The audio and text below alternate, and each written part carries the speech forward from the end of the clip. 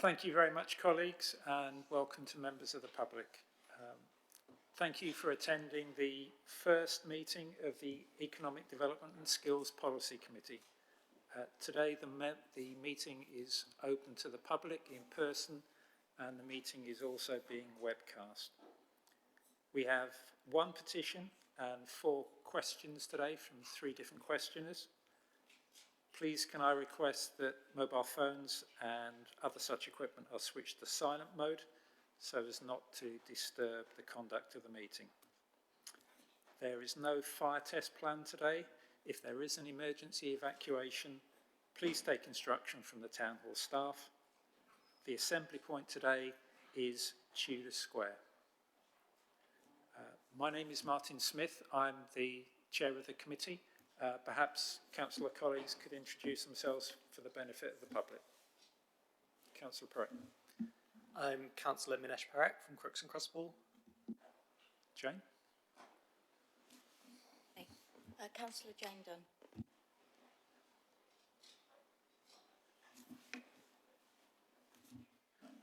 Hi, I'm Councillor Tom Hunt.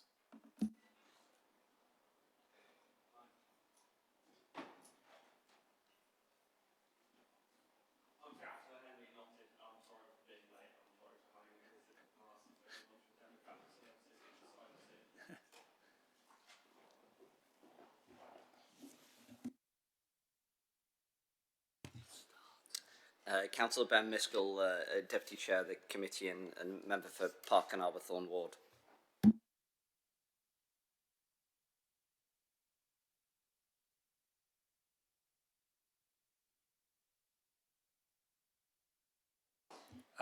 That's Councillor Paul Turpin, who's having trouble with the electronics at the moment. Councillor Curtis Crossland, Member for Bayton Ward. Councillor Barbara Masters, Member for Ecclesall Ward. Thank you, councillors. We have a number of council officers with us here today. I'll ask them to introduce themselves when they get to the relevant point in the agenda. Apologies for absence. Do we have any today? I don't have any apologies, Chair. Thank you. And are there any items which require exclusion of the public and press? None, Chair. Okay, moving swiftly on, declarations of interest. Do any members have to declare any interest relevant items on the agenda today? I'll take that as a no.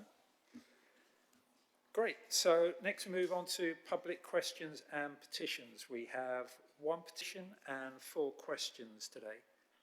There is a maximum of 30 minutes available for this agenda item today. So, Craig, do we have the first item, please? Yes, Chair. We have 1 petition entitled Allow Re-Entry to Tramlines in Hillsborough Park.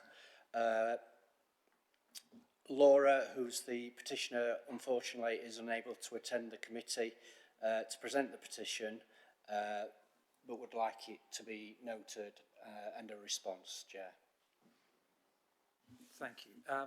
For the benefit of members of the public and councillors, there's a very detailed statement available that's going to be sent to the petitioner after the meeting today. Could I ask the relevant officer also please to check that it's already been sent? So I saw this statement in the press this morning, and I think as a matter of courtesy, if we're going to issue stuff to the press, if it's in response to the petitioner should see it from the council first rather than reading it in the press.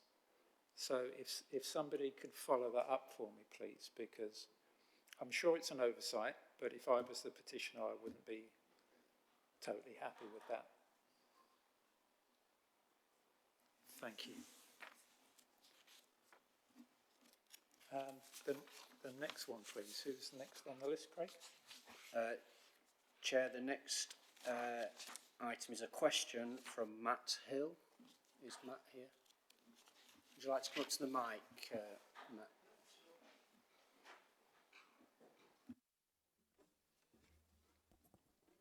Is it working?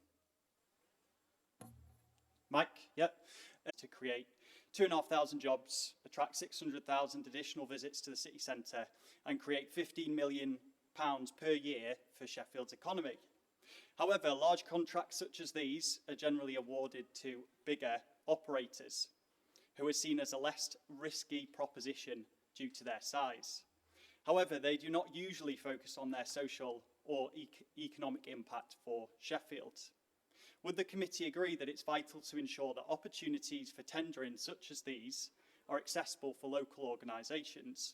And would it commit to looking at the tender process for Event Central with a view to dividing it into smaller contracts, to be realistic and viable for local organisations to bid for? Thank you, Matt. So the way the process works is I'm asked to respond on behalf of the committee, and I'm sure that all members of the committee would agree that we want to encourage proposals and bids from small local organisations such as yourselves. At a personal level, I've been in the Union Street, used the downstairs area for work from a business, so I do appreciate that.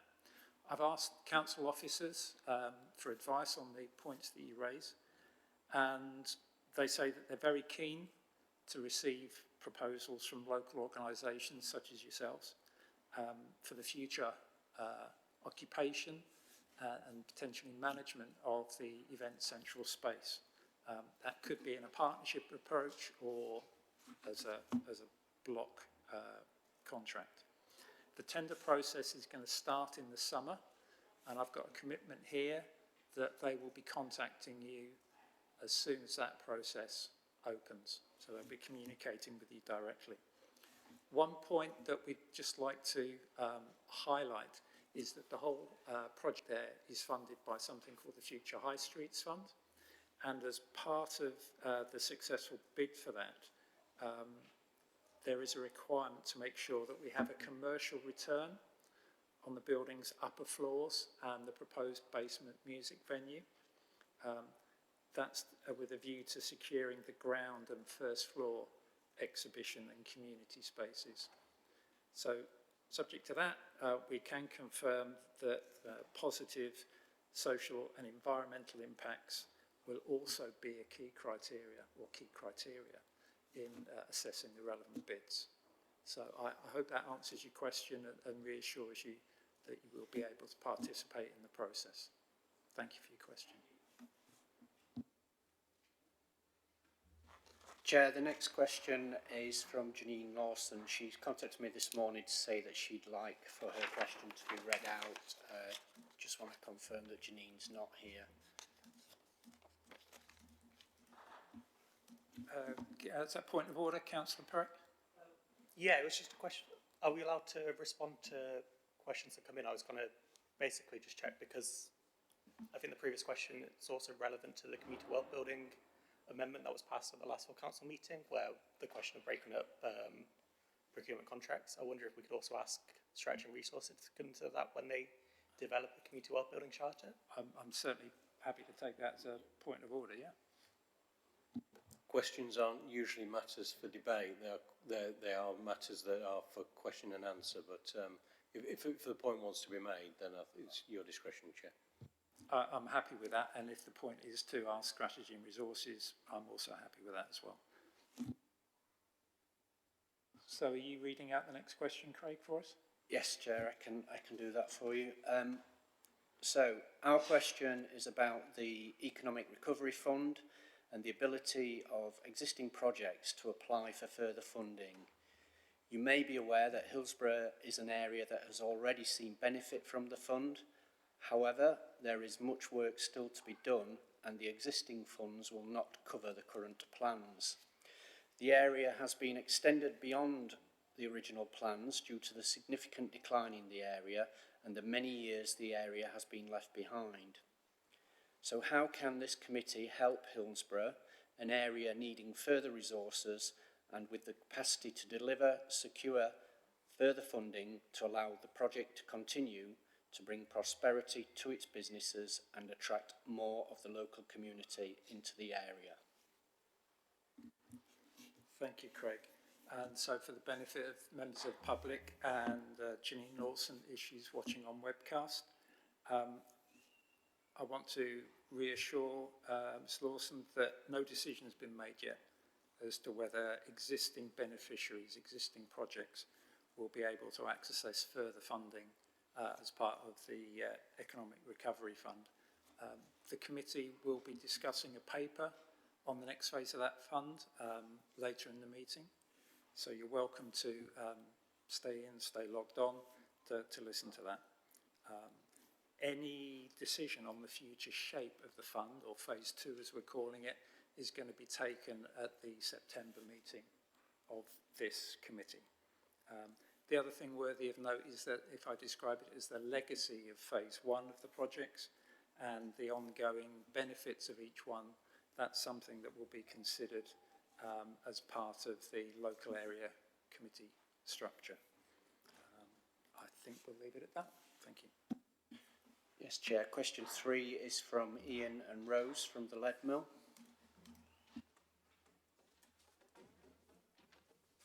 Is this working? Yep. So in 10 months' time, the Lead Mill is due to be evicted by its landlord, who intend to stage a hostile takeover, operating their own corporate chain venue in its place with no ties to Sheffield. This is a landlord who used underhand tactics to purchase the building under the pretense of being a property portfolio company. Once the deal was done, they then swapped ownership to another of their companies which operates music venues. This is just one of the sly tactics they use to hide their true intentions.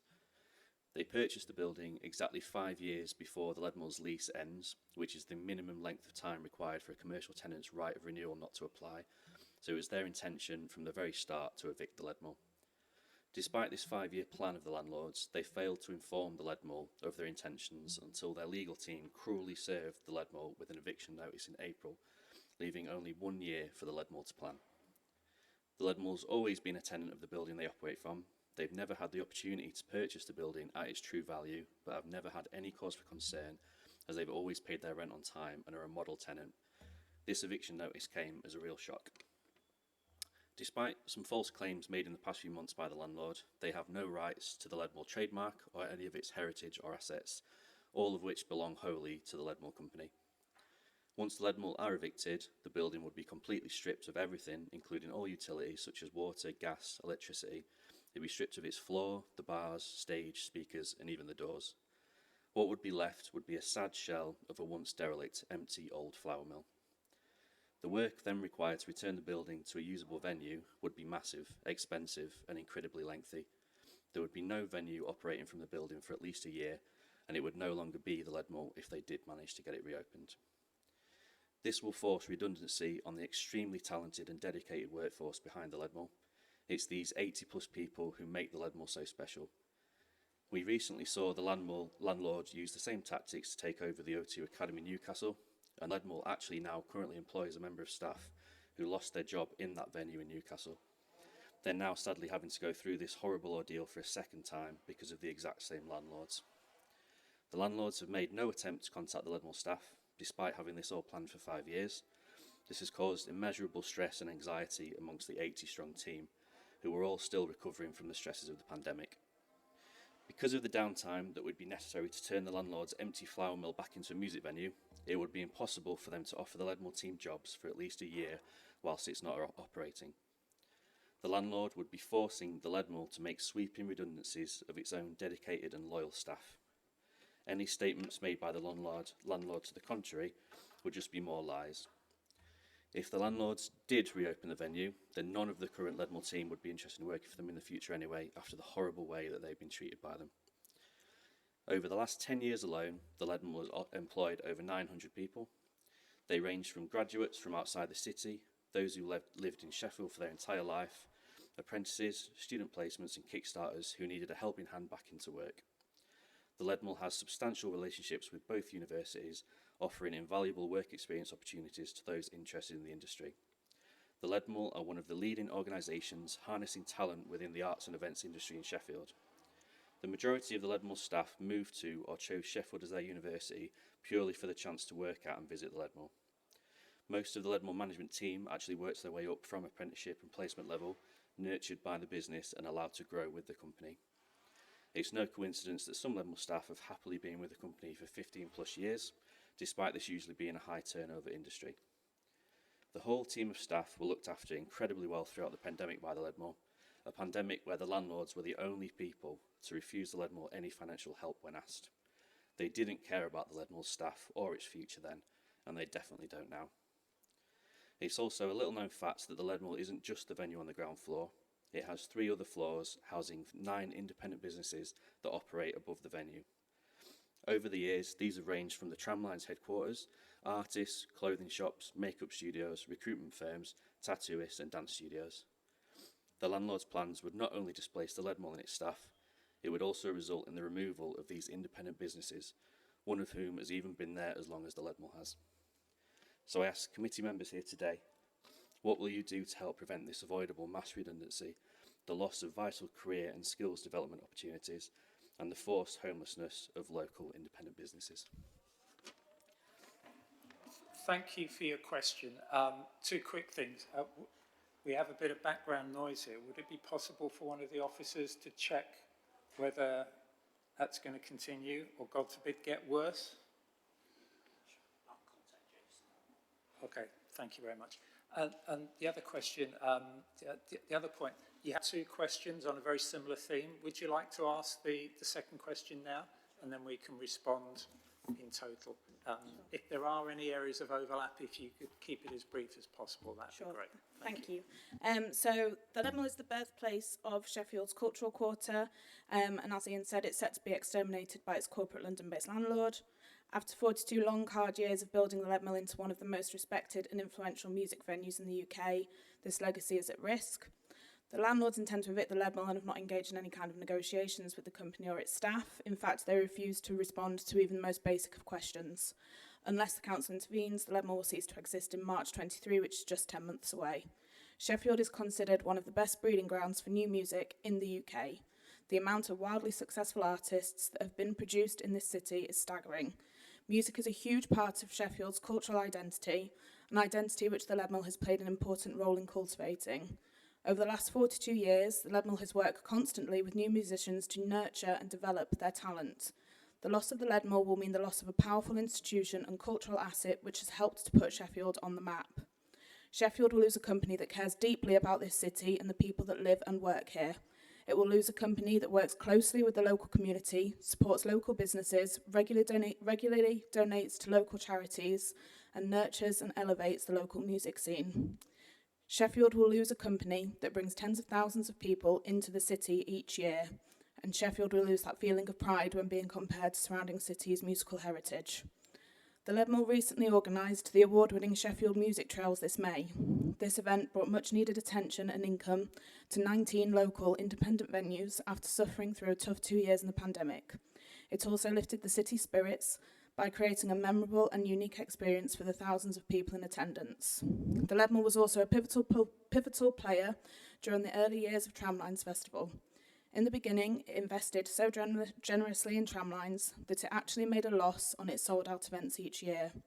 The aim was to help raise the profile of the festival in its early years when money was tight because the Leadmill could see the bigger picture. Sheffield now has a festival to be proud of at Hillsborough Park, where the Leadmill is honoured to have its own stage. This stage celebrates the Leadmill's role in the heritage of both Tramlines Festival and the city of Sheffield. It is a little-known fact that for many years, Tramlines HQ also operated from one of the studios at the Leadmill. This is a real testament to the cultural breeding ground of the venue. Great things start with the Leadmill. In the 2016 UK Music Wish You Were Here report, it was stated that people from outside of the city make up 26% of all customers that attend grassroots music venues, and they then contribute an average of £158 each to the local economy. In the past year alone, the Leadmill has had 160,000 customers through its doors. 41,600 people could be considered music tourists, which would equate to 6.6 million that music tourists have contributed towards our local economy as a direct result of the Leadmill's work. Has the council considered that the closure of the Leadmill will paint a negative portrait of our city? And has it considered what the cultural and financial impacts on both a local and national scale will be when Sheffield is seen as a place where grassroots businesses cannot thrive? How would the city cope with the loss of one of its most significant cultural landmarks? So I ask the committee members here today, what is the council willing to do to prevent this travesty from happening? Will this committee back a campaign to compulsory purchase the building so that Sheffield can retain this crucial cultural asset? Thank you for your questions, and on behalf of the committee, I know it's an unsettling time at the moment, so yeah, can't have been easy asking the question, so thank you very much. Music, I'm sure the whole committee wishes the Leadmill well. Music is a core part of the culture, the city's cultural identity and cultural offer. At a personal level, I have to confess I've never been to the Leadmill, but my kids have been bending my ear about this quite a lot recently, and I'm sure other members of the committee know the Leadmill well. And we understand how people feel about it in the wider community. It must be an incredibly unsettling time for people at the Leadmill, and the Business Sheffield team are there to help you. I know that over the past few months, the council team has been working with you to discuss, to explore all proposals, including a number of, God forbid, alternative venues. Those discussions have taken place. And I know that we have a meeting, so it was scheduled for this Thursday afternoon, with myself, the Deputy Leader of the Council, and the Executive Director of Sheffield City Council, within whose portfolio this sits. I understand we're having to rearrange that now. With regards to the compulsory purchase orders, there are very strict legal rules around what they can and can't be used for. And I know that's one of the things we'll be discussing when we meet with the Executive Director at the time and date when it's going to be rearranged. I want to reiterate what my predecessor in the old governance system said. We're going to continue to do all we can within the powers that are available to us to support, guide and help the Leadmill through this current situation. As I said, we can discuss details in more detail when we have that face-to-face meeting as soon as we possibly can. Thank you. Chair, the final question is a question that was referred from Council on the 1st of June from Robin Hughes. Would you like me to read that out, Chair? It's a short question. If it's a short one, yes, but I think all the members have already heard that one. If it was at full council, They have, but it's very short. What will this council's strategic approach be to realising the full value of heritage in all its forms to the economy and skills, and how will this extend to maximise the benefits to climate change, education, health and well-being? Thank you, Craig. In the interest of brevity, because we've got an incredibly full agenda today, I've asked officers for a written response. I suggest we ask that to be circulated to members as soon as we possibly can. Is that okay? Fine. Thank you very much for that. So the next item on the agenda, looking for the papers, is an overview of the Economic Development Skills Policy Committee. I believe that's Diana Buckley giving us a short overview. Yes, thank you, Chair. So I've just got a few slides to take you through to overview the committee's responsibilities. I'll just introduce myself. I'm Diana Buckley. I'm the new Director of Economy, Skills and Culture in the new City Futures portfolio. I'll be talking through the slides as well as my colleagues Kevin and Ruth beside me.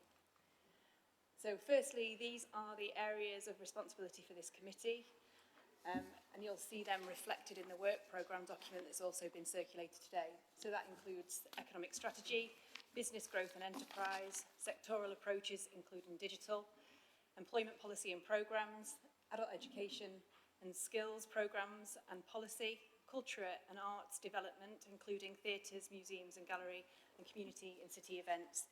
And the committee has responsibility over the strategic and policy setting of these areas, as well as the development, approval and delivery of programmes and projects within these areas. Sorry to interrupt you there, Darren. Is everybody okay? Everybody can see the slides okay or got access to the information on their laptops? I'll take that as a yes. Thank you. So as for today, I just want to give a quick sense of the strategic documents that are in place within this area that we're working within, and some of the main services and activities that the council are delivering that sit under this committee. My colleagues will do the same as well. So the council's one-year plan sets the economic ambition that Sheffield will be a flourishing, sustainable and inclusive city economy that creates good and better jobs for Sheffielders, and a dynamic environment for enterprise with a culture of start-up, scale-up and innovation. So underneath that ambition, there's also a series of commitments in the one-year plan. They range from supporting businesses to recover, grow and innovate, and helping the city and local centres recover post-COVID. They include connecting local people to jobs and delivering multiple projects to support people who are furthest from the labour market to access work. It also highlights our critical role in managing the key cultural partnerships in the city and events, and showcasing the city on an international and national scale to attract jobs and investment. Alongside the one-year plan, we also have a business recovery plan, and this was adopted in October 2020 by Cabinet, and it identifies a route map to economic recovery and renewal post-COVID. This echoes some of the themes in the one-year plan and focuses in on stimulating demand in the local economy and supporting district centres and city centres to recover in footfall-wise post-COVID. It also talks about developing the city's skill base, and I just want to note there's a developing plan emerging led by the Chambers of Commerce called the Local Skills Improvement Plan that this committee may be interested in. The plan, the Business Recovery Plan also draws attention to startups and stimulating startups in the city, and also investing in culture. So we work as Sheffield City Council with partners in the Culture Consortium and the Culture Collective to deliver the Culture Collective Strategy, which is also a document you may want to look at and will be on the work programme coming forward.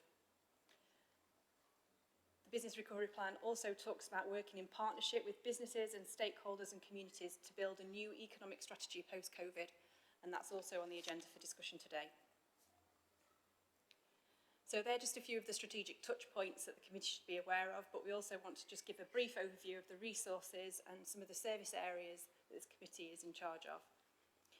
So the budget paper provided to committee today shows that 8.5 million of core Sheffield City Council resources is leveraged to bring in another £11.2 million. That figure is likely to change throughout the year as we bid for and win other sources of funding, but it just illustrates the key role of this area to leverage external funding sources.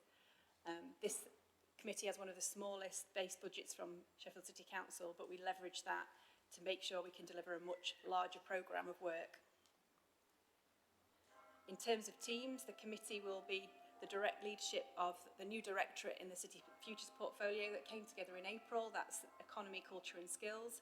It'll also lead on lifelong learning and skills and adult education, which is Kevin's area, and one of the key themes in the public health and wellbeing strategy, which Ruth will talk about shortly. There'll also be some really strong connections to the other committees, particularly Transport, Regen and Climate Policy. So just in terms of Economic, Culture and Skills Directorate, we focus on delivering services, projects and leveraging external funding to support Sheffield to be a sustainable and inclusive and vibrant city. Some further detail on the slides there. We do that through 5 core activities. The first is developing economic strategy, plans and projects. And we do that collaboratively with businesses, communities and our strategic partners in the city. The second is through delivering Business Sheffield and Invest Sheffield, and that's where we work with business to generate more jobs and more businesses, and we deliver key programmes such as a startup programme called Launchpad, productivity grants, the low carbon project and a project called Rise. Through Opportunity Sheffield and the Employment and Skills team, we create employment and training opportunities to break down barriers to employment and connect people to jobs. In Marketing Sheffield, which includes business conferencing and tourism, we project the city's story to the outside world to attract talent, investment and increase the number of visitors in the city.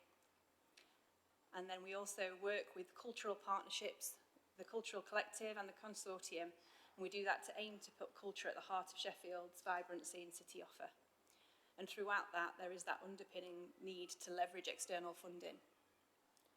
That was a bit of a whistle-stop tour. I'm just going to hand over to Kevin, who's going to talk about lifelong learning and skills, and then Ruth has got a slide on health and wellbeing.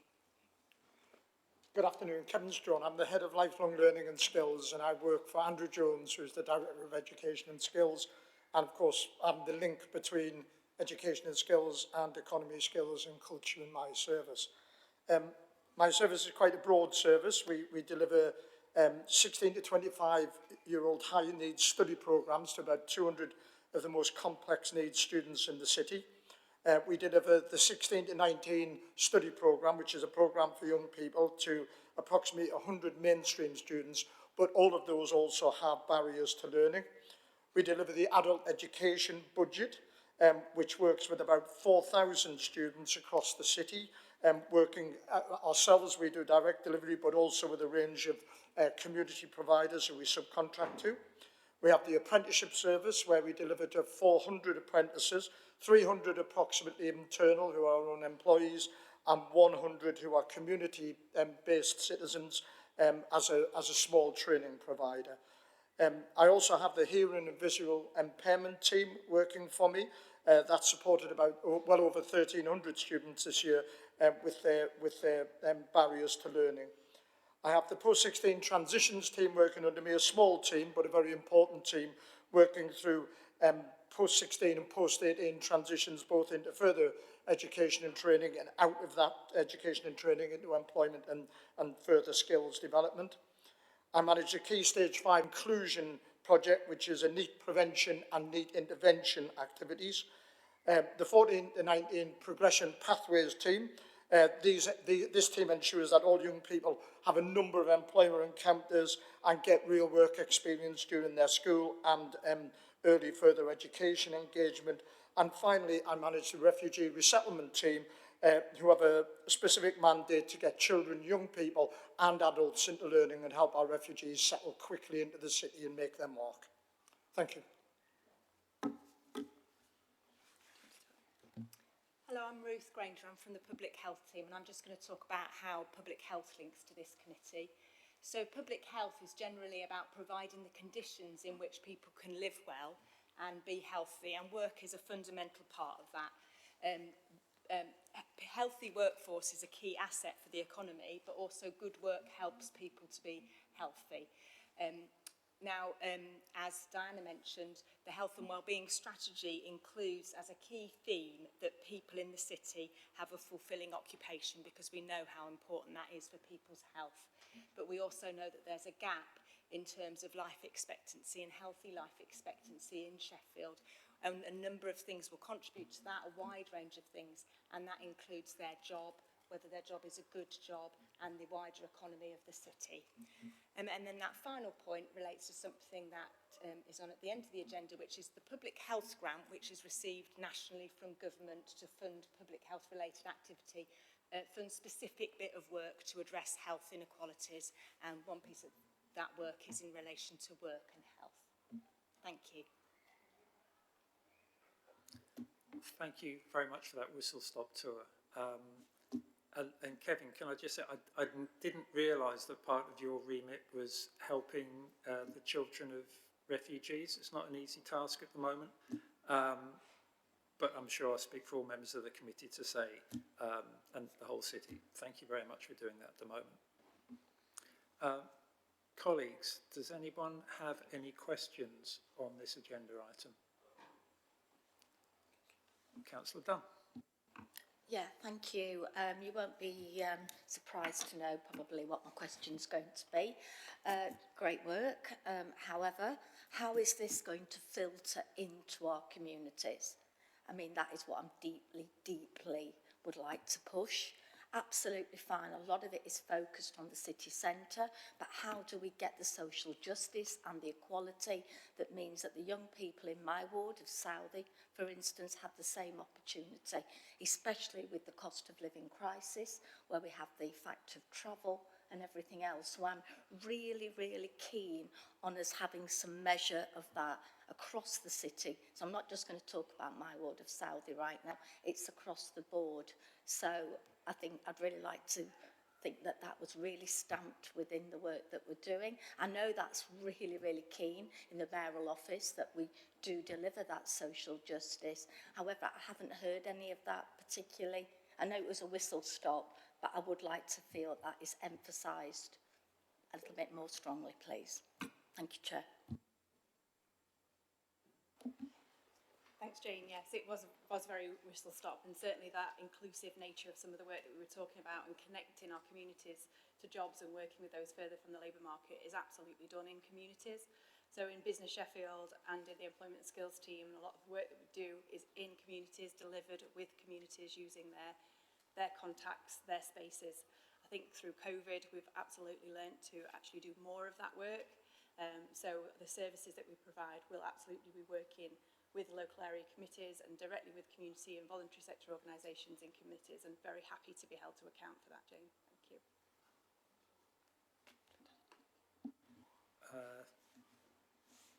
you. Councillor Turpin, after you. Thanks, Chair. Just a short comment. Thanks very much for all the work you've done. It's like a really excellent and progressive and radical economic strategy, and a real break from the norm.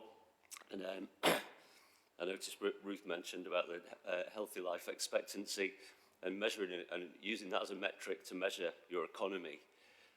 You know, moving away from those traditional themes of GDP is just excellent, I think, because if your healthy life expectancy is 20 years different depending on whether you're wealthy or poor, then, you know, the economy just isn't working. And so I'm just really pleased. I don't have any questions. I just want to say thank you, and I'm just absolutely delighted at the strategy. Councillor Perrick. Thank you. Through you, Chair. I guess just in terms of an overview of our local economy and local economic development, or providing a snapshot of our local economy, I think it would be really helpful. You don't have to have this information to hand now, just for us to know just a few basic things of, do we know what share of public procurement is currently spent within the city and then within South Yorkshire? What proportion of businesses are locally owned? How many are socially or economically or environmentally, well, socially or environmentally oriented? How many are cooperatives? How many are worker owned? For anchor institutions, do we know how much of their purchasing power is used locally and spent in Sheffield, and then how much instead is being directed nationally or internationally due to, you know, short-term thinking? I'm just raising this because I think, you know, if we're going to be aiming to set targets for where we want our local economy to be, we do have to know where we are at the moment.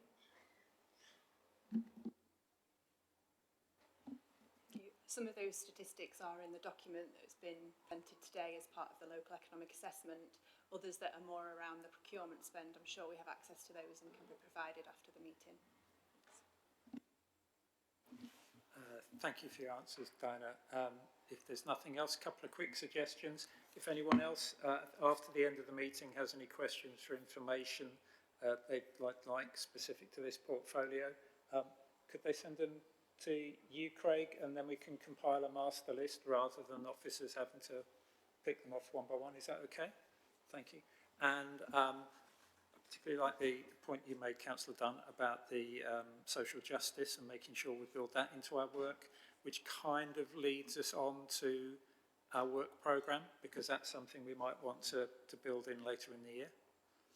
Diana, I believe you're giving us a brief overview of the work programme. Oh, sorry, Craig, I do apologise. Chair, yeah, I can briefly introduce the item, and Diana might want to come in on some of the detail. So yeah, this is a standing item that you're going to see on every agenda.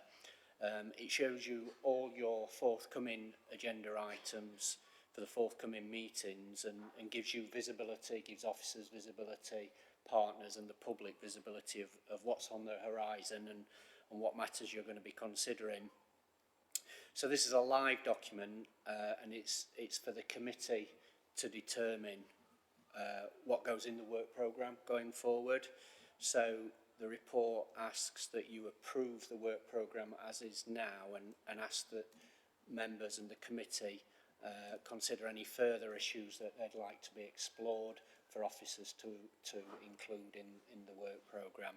Appendix 3 sets out the list of all the items. I don't know if Diana wants to talk at all about any of that. I'll just say briefly really that it relates to the overview that we've given, and that those areas should be seen within this work plan committee. So when we've made commitments through the business recovery plan, you should see an item on how we're delivering that.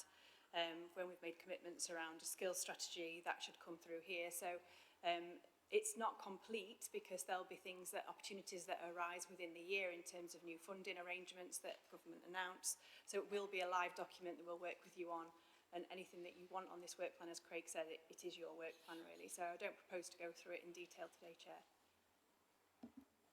Thank you, Craig and Diana. So to paraphrase that, it's a starter for 10, it's not set in stone.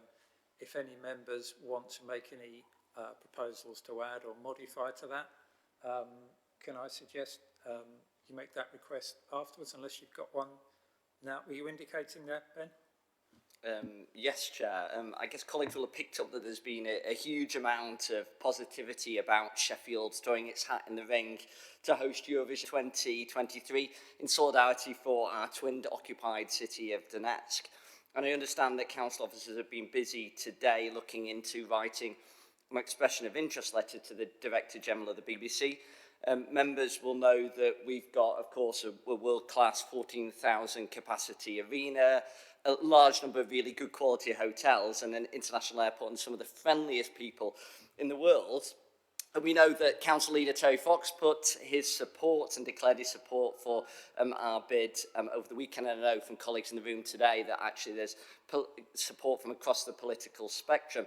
In our September meeting, there's an item there about the cultural strategy development. I'd be keen for Sheffield's expression of interest to host Eurovision be incorporated in that. And is it possibly a good opportunity for the committee to receive an update on the work in this area, Chair? Thank you, Councillor Miskell. I knew you were going to sneak that in at one point this afternoon. I think the short answer to that is yes. Is that okay? Fine. Any other questions? Quickly, Councillor Perret. Thank you. Yeah, Chair. We heard from the Lead Mill earlier today, and clearly there's a huge level of support for the Lead Mill locally. We've heard that we want culture to be at the heart of our local economy. And we've heard that, we know that the Lead Mill is at the heart of the city's cultural quarter. While we await legal advice to find out whether a CPO is viable or not, is this an issue we need to add to our work plan in September to receive an update from officers, just so we can keep on track with keeping the Lead Mill in Sheffield? Thank you. I'm quite happy to consider that. I suspect that events might move more quickly than that. So I'm meeting together with the Deputy Leader of the Council, representatives from the Lead Mill. We have tried to get that meeting into next week, but with availability from Lead Mill, that's looking tricky. But if I will commit to giving members of the committee an update following the outcome of that meeting, and that would be like as an interim, is that okay? Fine, thank you. If there's no other... And there is. Councillor Turpin, we'll take this one as the last question. Thanks. I was just wanted to suggest a couple of items for work, the work plan, a green job strategy and an ethical business policy. That's all. Okay, fine. I'm sure there are going to be lots of suggestions from other members of the committee. Those are perfectly valid suggestions. As I said before, if members, perhaps the most expedient way of taking those is members think about the information they get during the course of this afternoon and then put them in, and then perhaps myself, Vice Chair and spokesperson from the Green Group can discuss how best to take those forward as a proposal to the rest of the committee. Is that okay? Fine. Thank you. So I think we're asked to note is that the action for us? To approve the Starter for 10 as our work programme. Is that agreed? Anybody disagree? We'll take that as unanimous then. Thank you very much. Next item on the agenda is budget monitoring. I think everyone's aware of the current financial situation that the council faces, and Ryan Keyworth's here to give us a brief summary of the situation and some recommendations on actions that this particular committee needs to take. Over to you, Ryan. Thank you, Chair. My name is Ryan Keyworth. I'm the Council's Director of Finance and Commercial Services. As Chair said, Council's in a very challenging financial position, and this report sets out in a bit of detail the background to that financial position and sets out also the budget process for the coming year for 23-24. The report you've got before you is very, very similar to the reports that have gone to all the other policy committees. The front of the report, which sets out the background to the financial position, and the back of the report that sets out the budget monitoring timetable are identical to all the committees. The section in the centre, which obviously relates specifically to this committee, is relevant to this committee, and any recommendations that arise from that specific detail are also bespoke to this committee. So, outturn for last year, we finished £19.8 million overspent. The position did improve towards the end of the year, but it's still obviously a significant and, in fact, unsustainable financial position for the council to be in. Council's allocated £17 million of reserves last year to deal with the financial position it's in and to give it a bit of time and space to get onto a sound and stable financial footing. And as the report shows, we've allocated now about £54 million of those reserves. That's as at the month one position. The month two position changes that by about £500,000. So the comments I'm going to make now at council level are as relevant to month two as they were at month one. So what the report also shows is how over the long term the council has really prioritised investment into our key social care services. There's a chart in the report that clearly shows the growth in spend on social care over the last 10 years and how other services, including some of those provided within this committee's remit, have essentially been cash limited in order to support the social care services that the council runs. As at month one for the council, forecasting an overspend of just under £19 million. And the reason for that is mostly due to a slow start in some cases in delivering the key budget implementation plans that were approved at full council in March. So this is the savings that council committed to deliver a balanced position for 2022-23. There are some pressures that have emerged since then relating to energy costs, for example, but most of that overspend so far relates to slow delivery of savings. There are two particular ones I'd draw the committee's attention to: some capital investment in the children's services portfolio and things like case reviews within adult social care, which have gotten off to a slower start than we hoped, which has resulted in an overspend forecast for that service. The task for both of those committees, as you'd expect, is to try and work out how they can bring that back around, and officers I know are working on that. For this committee, you're showing a balanced forecast for month one, and I can give you an early heads up that the month two position is the same. So this committee's got a balanced budget position, so all I'm asking you to do is essentially keep a good close eye on that, and my thanks to the officers for keeping it in check. The council's position, though, means that what we've done is brought forward the budget process for 23-24. There's no indication at this stage from government that we're going to get any additional funding, even to reflect the current levels of inflation that we see. If we do get additional funding, which may come in the form of permission to increase local taxation, to be completely honest about it, we're unlikely to find out before October nationally what those totals might be. And the local government finance settlement for many years now has always arrived in mid-December. All of that is far too late for us to plan effectively as an organisation. So we brought the timetable forward to give ourselves a bit more time and space to run a thorough budget process that gives us the best chance of achieving a balanced position across the organisation. The Strategy and Resources Committee, when it meets in a couple of weeks' time on the 5th of July, will get a medium-term financial analysis report which will set out the Council's medium-term financial position. There'll also be a recommendation in that report about the principles for committee budget setting. So committee budget targets for 23-24 will be published as part of that report, and strategy and resources will be asked to agree those principles. That means, the timetable means that we'll be asking committees to work over the course of the summer and come back to the September meeting of this committee. I think that's your next meeting. With proposals on how you are going to manage within the resources that strategy and resources will allocate in a couple of weeks' time.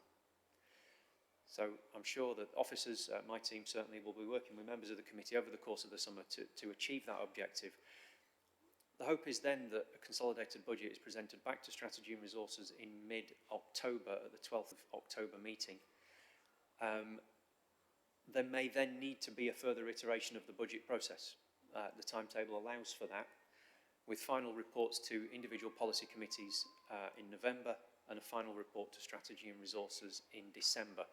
That's necessary to allow the Housing Committee, for example, to recommend a rent level to full council in February, and ultimately for the main council tax and general fund revenue budget report to be tabled to full council on the 1st of March next year. That's all I want to say, Chair. Thank you, and obviously happy to take any questions members have. Thank you for that, Brian. Just before I open it out to questions, can I just double check I understood that? So we will be getting from strategy and resources in about 2 or 3 weeks' time a budget target for this committee, and then in September we have to propose back how we're going to do it. Is that, have I understood that correctly? That's correct, Chair. Okay, thank you. Any members? Councillor Dunn. Thank you, Ryan. Will it be possible, I mean, I'm just aware that the public are watching this, is that a lot of the budgets that we do get ring-fence budgets from government. So a lot of the projects that we have moving forward, we cannot possibly use the cash anywhere else. And I just think it's really important that that is kind of separated and made entirely clear. And can we also know that if, for instance, some projects don't materialise quick enough, because as we know there can be procurement issues, and especially if we're going to be looking at ethical procurement and how we can get more local businesses, is, you know, to make sure that that money will not disappear, or can it be spent on other things within, you know, that might be able to be used that can deliver the same outcomes. I'm just trying to make the most of the cash that we've got and make sure that we don't lose important things that are going to deliver for the city and our district centres. Thanks. Thank you for that, Councillor Dunn. If I could paraphrase that, perhaps it would be useful for the committee to, in the next update, to have an indication of the elements of discretionary spend within that. Have I understood that correctly? Yeah, absolutely happy to do that, Chair. And I think it's probably important that, you know, the work that we do, my officers, the team here, we do with the committee over the course of the summer goes into some of that detail as well. We can obviously make that public at the next opportunity we've got, but yeah, absolutely happy to do that. Sometimes ring-fence funding is time limited, sometimes it's less time limited, sometimes there's no flexibility, sometimes there's plenty. We always work pretty hard, as I know Councillor Dunn knows, to get the best out of the money that we have available to us. Councillor Hunt. Thank you, Chair. Thank you, Ryan, and thank you, officers, for the work that you'll be doing with us over the summer on budget proposals. And it's really to pick up on that work for the summer. I note the very small amount of time, really, between the strategy and resources at the start of July and our September meeting. And it's really just to encourage us as committee members and officers to, schedule meetings in July, really, so that the work that we can do to develop those proposals starts as soon as possible.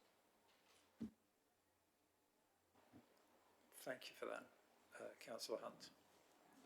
Chair, if I might just reflect on a similar discussion at another committee, which said exactly that, and I think, if I remember correctly, the ask of officers was to go and set up those meetings to make sure that they did happen. So that's consistent with another committee that I've attended this round. I think that's a good idea. I think we have to be mindful about where we are as a committee on the budget. So I'm sure other committees with very major areas of overspend would clearly take priority in your analysis and workload at the moment. Councillor Hunt, does that answer your question? Are there any other questions? Councillor Masters.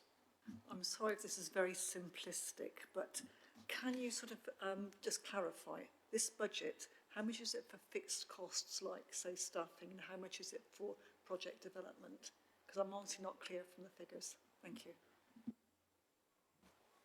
The answer is it'll be a mix of the both, and off the top of my head, I'm not able to split it, but I'm sure I can work with my colleagues to provide that information. Just a broad figure, that's all, not a detailed one. Thank you. If there are no further questions, I'd like to thank Brian for his presentation and answers to the question. I believe the action on us is to note the current situation. Craig? Chair, there are a set of recommendations that the committee needs to agree, which is basically to say note, yes. Could you remind us very briefly of what those are, please, to avoid me rustling my papers and putting everybody off? So, to note the Council's challenging financial position and the month one position, note the budget timetable set out in the report, including the requirement for the committee to plan to develop budget proposals over the course of the summer, and note that the Strategy and Resources Committee, at its meeting in May, required each policy committee to forecast any policy committee that is forecasting an overspend on their budget to develop an action plan. And then finally, continue closely to manage and monitor expenditure in line with budget expectations and ensure forecasts represent current financial conditions. Councillors, are we all happy with that? Anybody disagree? I'll take that as unanimous agreement then. Thank you. Next item on the agenda is an update and a recommendation on the Economic Recovery Fund that was set up last year in reaction to the pandemic to help businesses in key parts of the city. I believe it's Diana, you're presenting as well on this bit? Sorry, Councillor Dunn. Yeah, I'm ever so sorry. I probably need to declare an interest because I have a business that's inside one of these. When it went through the co-op executive last year, I did declare completely there and didn't contribute, or anything, so I'm not too sure. I just want to double check that any of my comments, I want to make sure I can still feed in.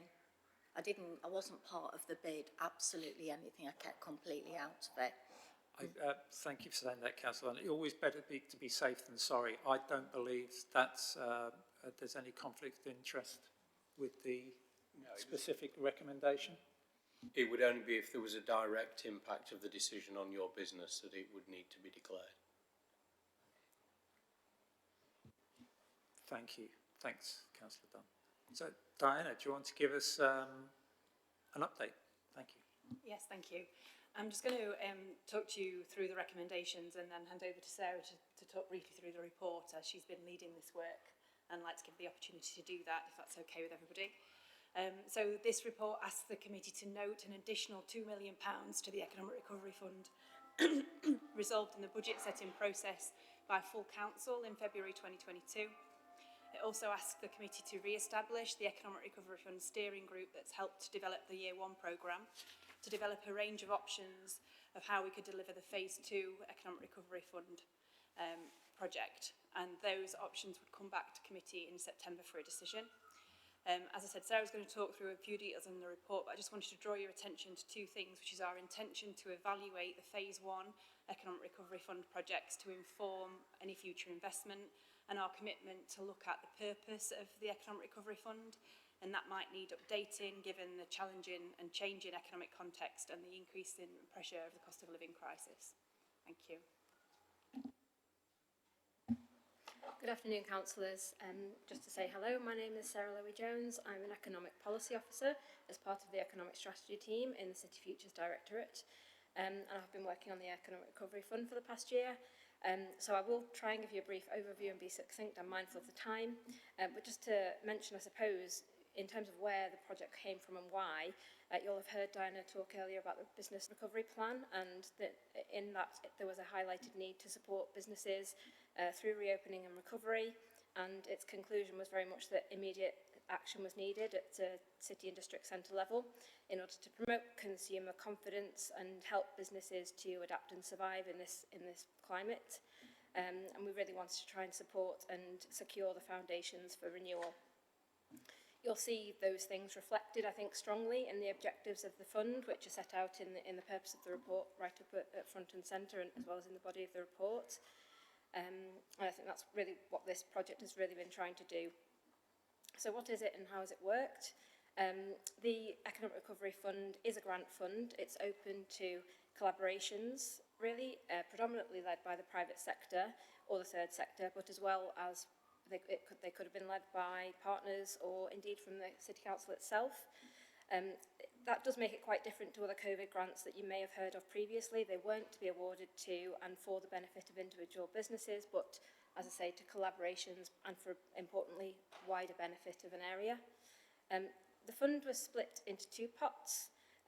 So applicants could bid to receive up to £50,000 as a small project, and the small projects were run as a kind of open call and considered on an ongoing basis, and larger projects between £50,000 and £200,000 were considered in a two-stage process. So they needed to submit an expression of interest, which was then scored and considered later with a full application.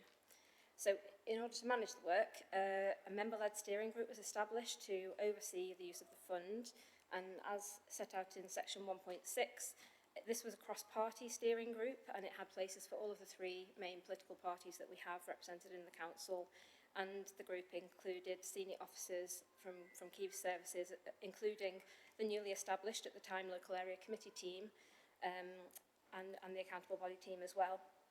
But importantly, we did have two members of the private sector represented from the chamber, and they provided some really helpful and challenging and I think important kind of check and challenge and insight for us, sitting as part of that group. In terms of what it provided, I think it did the kind of twofold job. So the first of those was to give some oversight in the management of the fund in the usual kind of way you might expect, taking reports on progress, risks and issues, managing the budget and giving steer on kind of core principles and developing key decisions. But it also got involved in the really detailed operational work of scoring each and every individual eligible application that we received. So in terms of the outcome and what we've seen so far from the Recovery Fund, we've received over 100 applications, and of those, 26 were successful, and they represented a mix of areas of the city and types of project. And you can see at Appendix 1 provided a kind of overview table of those, and it's split by LAC area, which I thought might be of interest to the committee. They're kind of into two groups, I think, the projects. The first were a kind of events-based, largely delivered in the city centre last year as part of the Summer in the Outdoor City programme that the marketing team led, and a second group of projects which are very much led by businesses in district centres and are really around placemaking and encouraging people back to the local high street. In section 1.8, you've got a kind of list of highlights of what's happened over the past year, and just, I think it'd be really nice if you wouldn't mind me picking out some of those for you, because firstly, we managed to, as Diana was talking about earlier as well, leverage an additional £382,000 through the additional restricted grant to bolster the recovery fund and enable us to do some of those additional city centre events that happened last year and protect some funding for our district centres as well.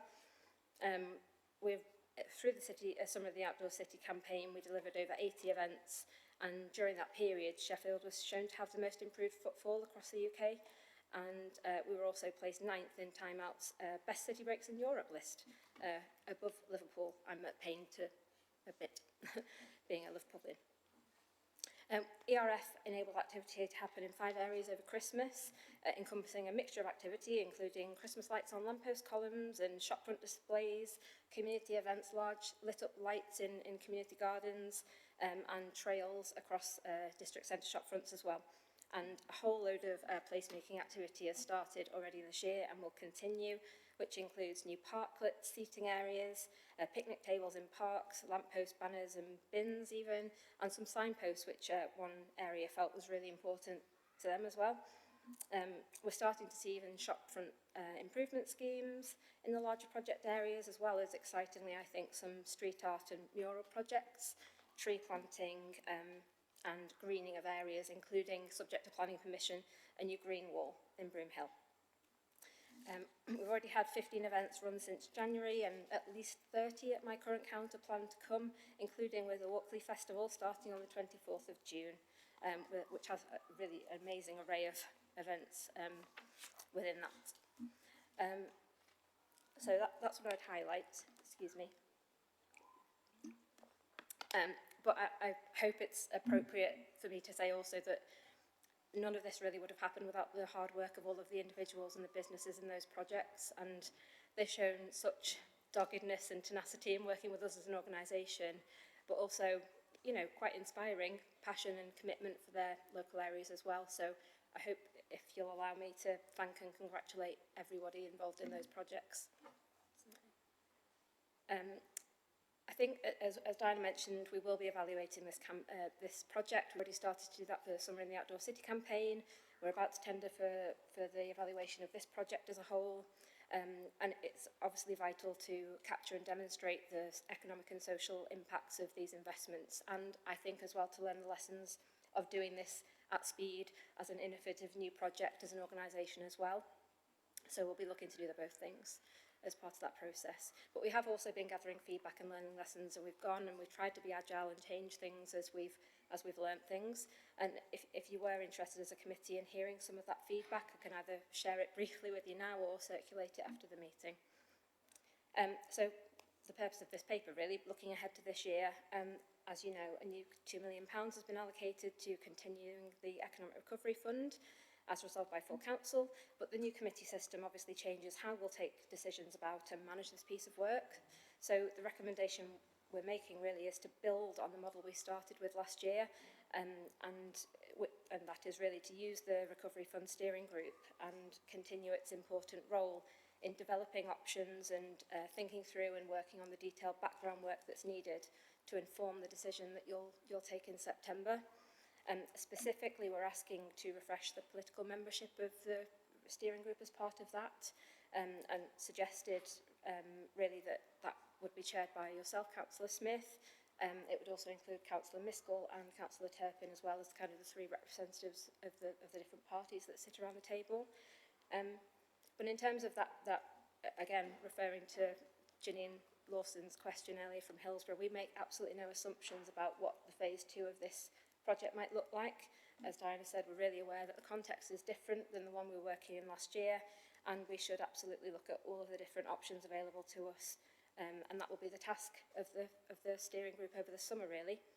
And they'll need to consider the issues we've set out in the paper, and in particular I'd just note the equality impact assessment implications as well, that we'd particularly like to focus on in terms of access to the fund.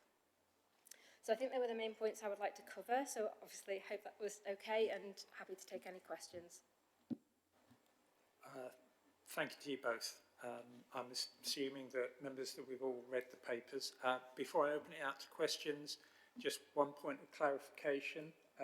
Ryan, we had a brief conversation before the meeting. Correct me if I'm wrong, but the £2 million for phase 2 that we were discussing is not part of the budget issues that we were discussing earlier on. Did I get that right? That's right, Chair. This is separate and specific funding that full council agreed as part of the budget process, but it's not linked to the conversation we had earlier. Okay, I thought that might be just helpful just to clarify that.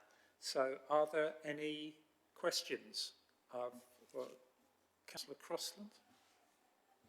Thank you, Chair, and thank you for the report, and I'd like to echo the thanks that you gave to everybody who's worked on this project, because I think I'm right in saying small businesses are actually the majority of our economy. So hopefully this money has gone to support them and support the growth in Sheffield.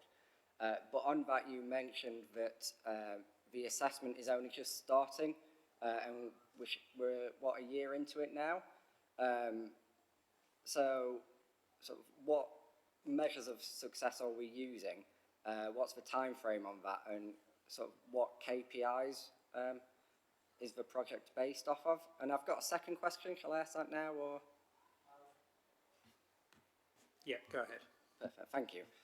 On page 46 of the overall agenda pack, it mentions that £1.5 million of the fund has been spent, allocated, sorry. So what's happening with the remaining £500,000, and is the 22-23 money in addition to the unallocated funding from last year?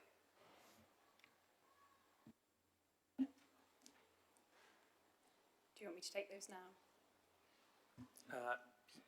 Yes. Councillor Crossan's done his homework. Yes.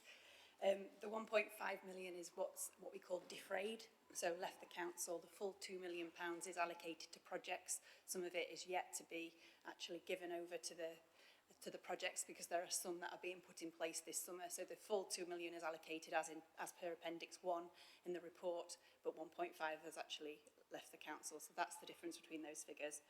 And in terms of the assessment starting, as Sarah acknowledged, and as is in the report as well, actually, we've had a constant feedback loop throughout this process. So we've had business information officers who are based in local high streets and local communities feeding back to us on a regular basis what's needed in those areas and how we need to change the processes to improve. At the very beginning, we set the outcomes which are in the report. So it was to support the local economic recovery of our districts and retail centres, helping our businesses to rebuild and grow, to help businesses open safely and remain viable, facing the economic challenges of reopening and recovery, to protect jobs and businesses, particularly in hardest hit sectors, and that's why we focused a lot around hospitality, and to generate demand, to bring back customers and promote consumer confidence. So the main thing that we've been monitoring to date is footfall. So we have been monitoring footfall figures. We had a 33% increase in footfall through the summer on the back of the Summer in the Outdoor City programme. And Centre for Cities actually said that Sheffield was the most recovered high street thanks to that programme. So we have been monitoring some short-term indicators that you can see instant change in. Some of the others were monitoring outputs, so what the communities asked for and how that's being delivered just to time scale. Some of the outcomes of that will be a bit harder to assess early on in the process. So where we're making place-making changes, they're likely to be more subtle and longer-term impacts. Might be more like how the community are feeling about their local area, how many people are going back into their shops, and they'll be captured through the evaluation. So we've had a constant feedback loop, measured some interim things that we can measure that are available, and the evaluation will pick up some of those longer outcomes. Thank you. Councillor Misquart, you're next. Chair, I welcome the report and of course the 2 million that's been allocated to district and local centres, which was in Labour's manifesto and is now being delivered. I look forward to being on that steering group for the fund, but Chair, we know, don't we, that actually footfall in our district centres has been rising in the aftermath of COVID, with more people rediscovering their neighbourhoods at lunchtime whilst enjoying that flexibility to regain that work-life balance, which we know that at least some workers have from working from home.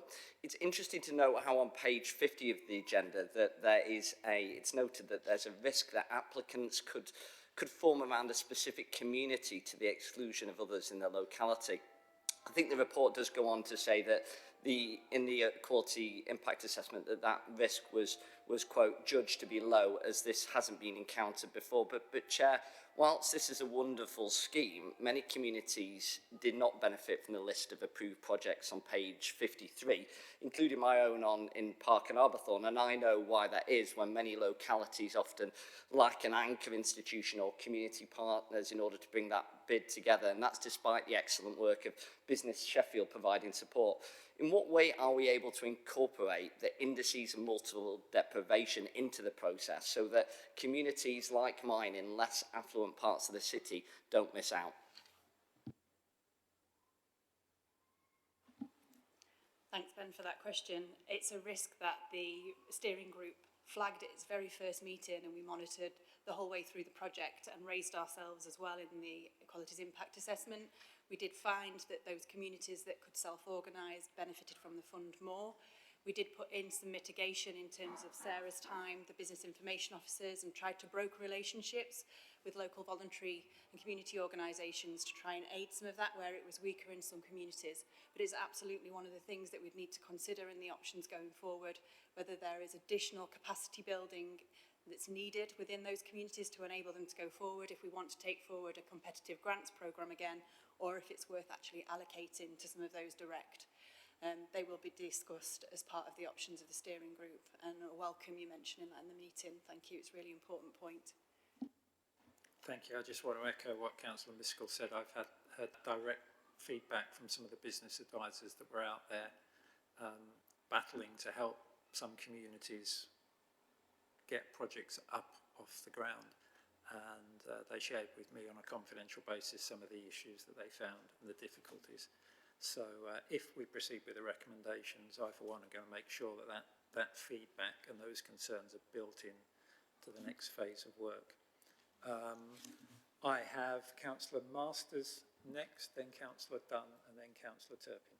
Thank you. Actually, most of what I was going to raise has been covered. I mean, I would point out it's not just areas of multiple deprivation that actually have issues with accessing the funding. And I think it's, and my point was really sort of, are you going to look at the issues which stopped all businesses funding?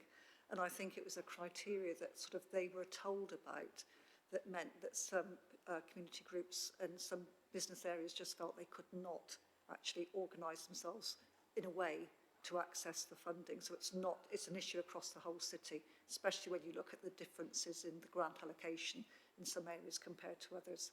So it's just an assurance that yes, you are looking at not just the outcomes, but the criteria that you are using, which makes it sort of more widely accessible to across the city for the benefit of the city. Thank you. Thank you. Yes, just to echo that, yes, we will be very willing to look at that criteria and refresh that given the current context. So any examples that you can give us or feedback from businesses would be really welcome. Yeah, thank you. It's on the same vein. I know, as I mentioned earlier, just how complicated it was and how supportive you all were, but just how much it took for the businesses to put together the bids. And, you know, they have got local employers to come and do the work. And I think the innovative ways would be great for the committee to hear about. For instance, the paint that they've used in Broomhill, because of pollution levels, absorbs pollution. And it's, you know, it's little things like that that we want to be able to roll over. And the fact they did use a local joiner, it did take longer, but that is putting jobs, local jobs back in. But I would like to make a comment about a lot of the improvements is, are we monitoring how some of the landlords are taking this on board and how it is going to be affecting rent reviews when properties are improved, that the owners of the properties are not going to then have to pay more, because as we know, it's a very, very difficult time right now in business. I'm a small business owner, so I know that myself. We really do need to increase the footfall, so I would like to look at the impact of road closures and things like that, about how they're having, because it's about us all looking at it holistically across. So looking at the landlords and looking at the impact on how we are doing walking routes and things like that, and also any of the road closures. Thank you. There are some very good points there, Diana. Yeah. Just to say that happy to take all of those on board as we're looking at options too, and that landlord point is a good point. It's not one that's been raised with us to date, but we will certainly look at that through the evaluation to see if there's any evidence of that. Thank you. Councillor Turpin. Cheers. I was just going to, don't really have any questions. You know, this was work that we did last year, and there's not much more for me to ask, but I just wanted to say, like, it's been a really brilliant project and you delivered it really well. And I wanted to say, Sarah, as well, that, you know, it's not just the business people that have been dogged and determined. Like, you have absolutely been the most dogged and determined person in the whole project. And like, shepherding cats or juggling spaghetti or something. I think analogies like that come to mind, but you've done it and you've done really well at it. It's been really wonderful to see the way our small businesses and entrepreneurs have reacted to it and used their creativity and their innovation to come up with things that were right for their area, and to see the differences of proposals across the city. And I suppose that really brings me to the next point, is about collaboration. It's really important to work with those local experts. And of course, businesses collaborating for the common good was a solid criteria of the fund. And I could understand that sometimes that kind of community between businesses isn't there. Maybe, as Ben was pointing out, maybe it's less likely to be there in some of the more deprived areas. So if we do redesign the way things are done and begin to lead a bit more in those areas as a council, I think it's going to be important to try and get that collaboration in there between the businesses where they can build the community together, which will then make them stronger for the future. Thank you. Either Sarah or Diane for that one, I think. Just want to say thank you. Your role on the steering group was really powerful, and we worked really well together. Just to echo kind of the comments about Sarah, she has done a really good job. And just to raise the point that I think there was a resolution recently about community wealth building. I think this fund has been a really good example of how we're investing and empowering communities to make decisions and about their own local place and giving them the resources to do that. So I'd like to kind of look what more we could do from a community wealth building angle in this Economic Recovery Fund as well. But thank you for all your comments. And lastly, before one final question from myself, Councillor Hunt. Thanks, Chair, and thank you for the presentation, and I'd like to echo the thanks to you for your delivery of this programme. I represent one of the areas that's benefited from it, and I know that traders are very, very appreciative of your efforts, in particular, Sarah. I do know, though, from speaking to businesses in my ward, that they are very concerned right now that the cost of living is beginning to really bite, and they are seeing that in reduced footfall. And so it's really a plea to the members of the steering group that over the summer, the next phase of this scheme is designed with both a retrospective and a prospective look, so that phase 2 is shaped not by spring 2021, but by autumn winter 22, when the energy price cap, as we know, is going to go up again in October, and people are seriously concerned about what business conditions are going to be for them going forward. So it's really just to ask that the next phase is shaped by the needs of businesses going forward, as well as making sure that it's shaped by what worked last time round. So, but thank you very much. Either of you? Yes.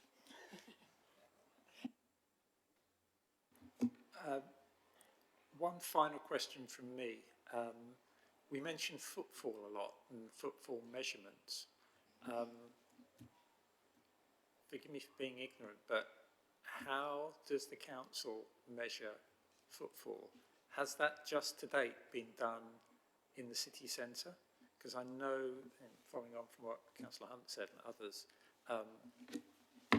it's important to look at all areas around the city, district centres or tertiary centres, and how can we get that metric or get a view on that outside of the city centre? So how do we measure it and how can we roll it out? It's measured in the city centre through the monitors, the footfall monitors that are in different places in the city centre. So that's how we've taken a measurement so far. I agree the technology doesn't exist or isn't in place in district centres, so the way we would look at that is through evaluation by asking traders if they felt like they've had increased footfall in their areas because of the improvements that have been made or because of events that have been on, and how that's impacted their businesses. So it would be probably through survey and qualitative feedback that would assess footfall improvements outside of the city centre where we haven't got those measures in place. Okay, thanks. So it's not possible to install like temporary facilities in a particular area? it's all hardwired into the city centre. Have I understood that correctly? Yeah, the counters are in the city centre. Whether there isn't the ability to put some into the district centres, I don't know right now, so I can find out from the city team. Okay, thank you very much. Thank you, colleagues, for the questions, some real belters in there. If there's nothing further, I think we have two recommendations. We're asked to note the allocation of the £2 million to the Economic Recovery Fund as part of the budget setting process on 16th of February early this year. And it recommends that we support re-establishing the ERF steering group with the updated membership and terms of reference that have been circulated, with the first task of supporting the development of options for the future operation of the Economic Recovery Fund. So are there any dissensions? Does anybody disagree with that? Can I take that as everybody is in favour? I think that's unanimous. Thank you very much, and thank you very much for the presentations. Much appreciated.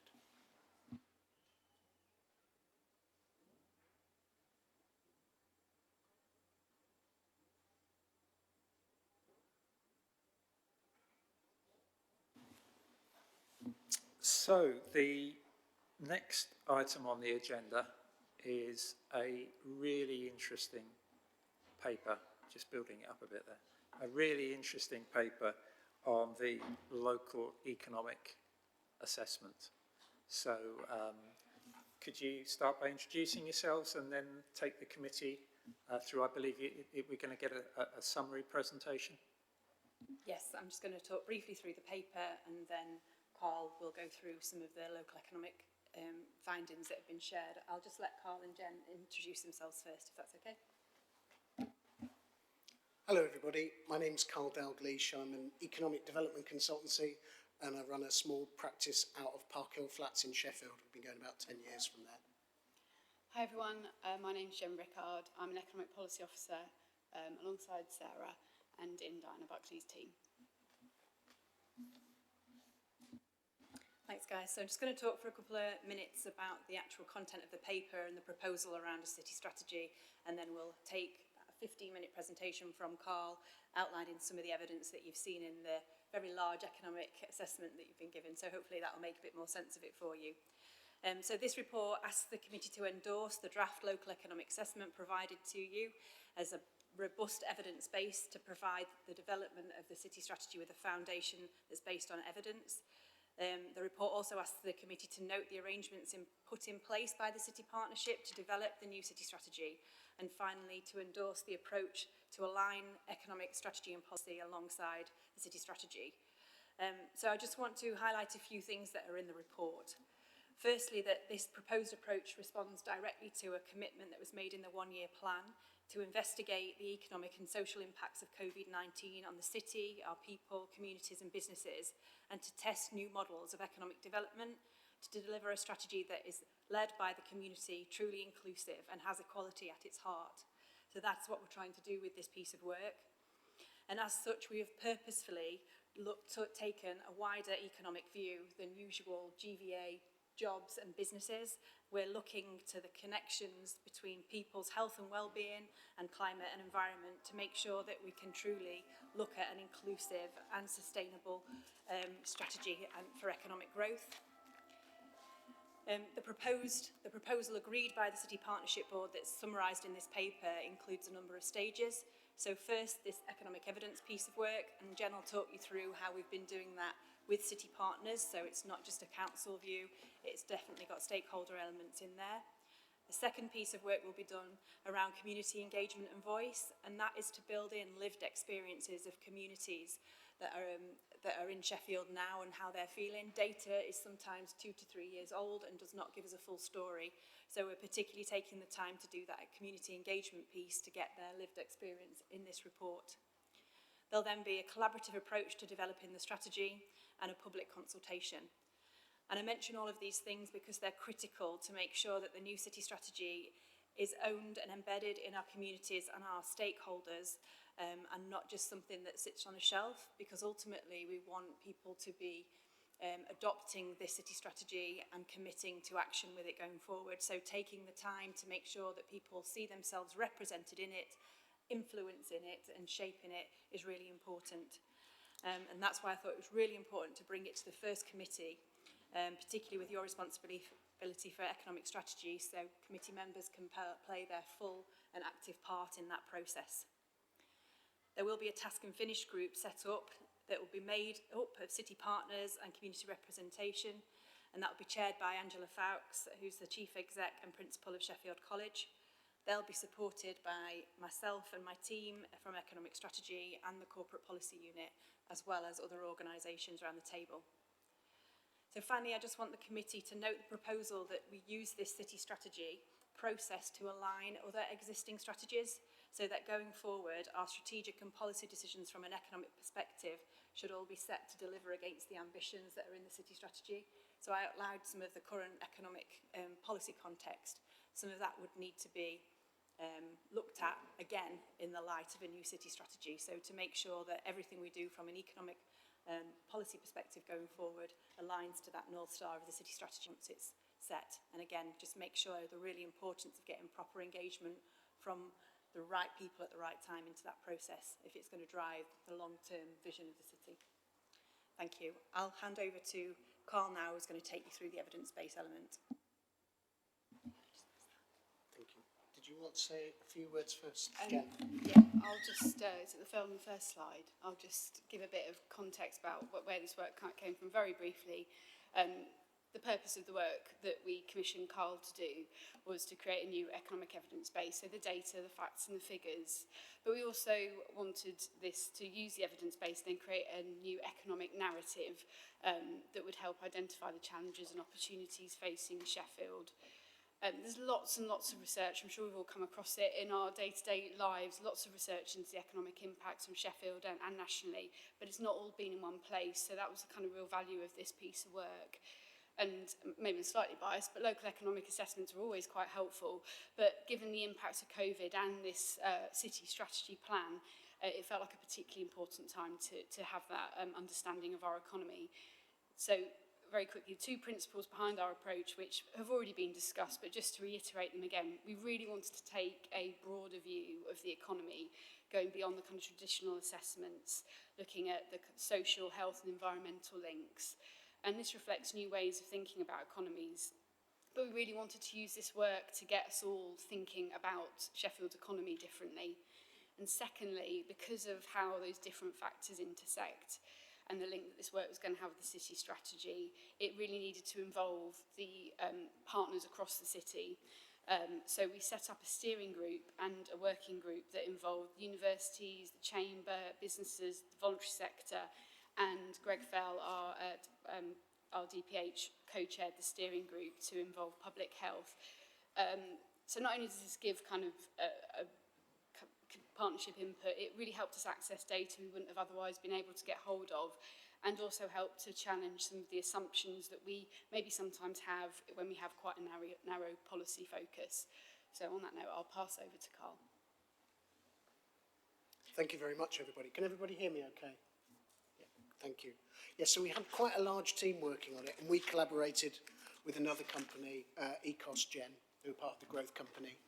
So we had sort of senior people looking at qualitative insights, and then data analysts pulling together some of the data.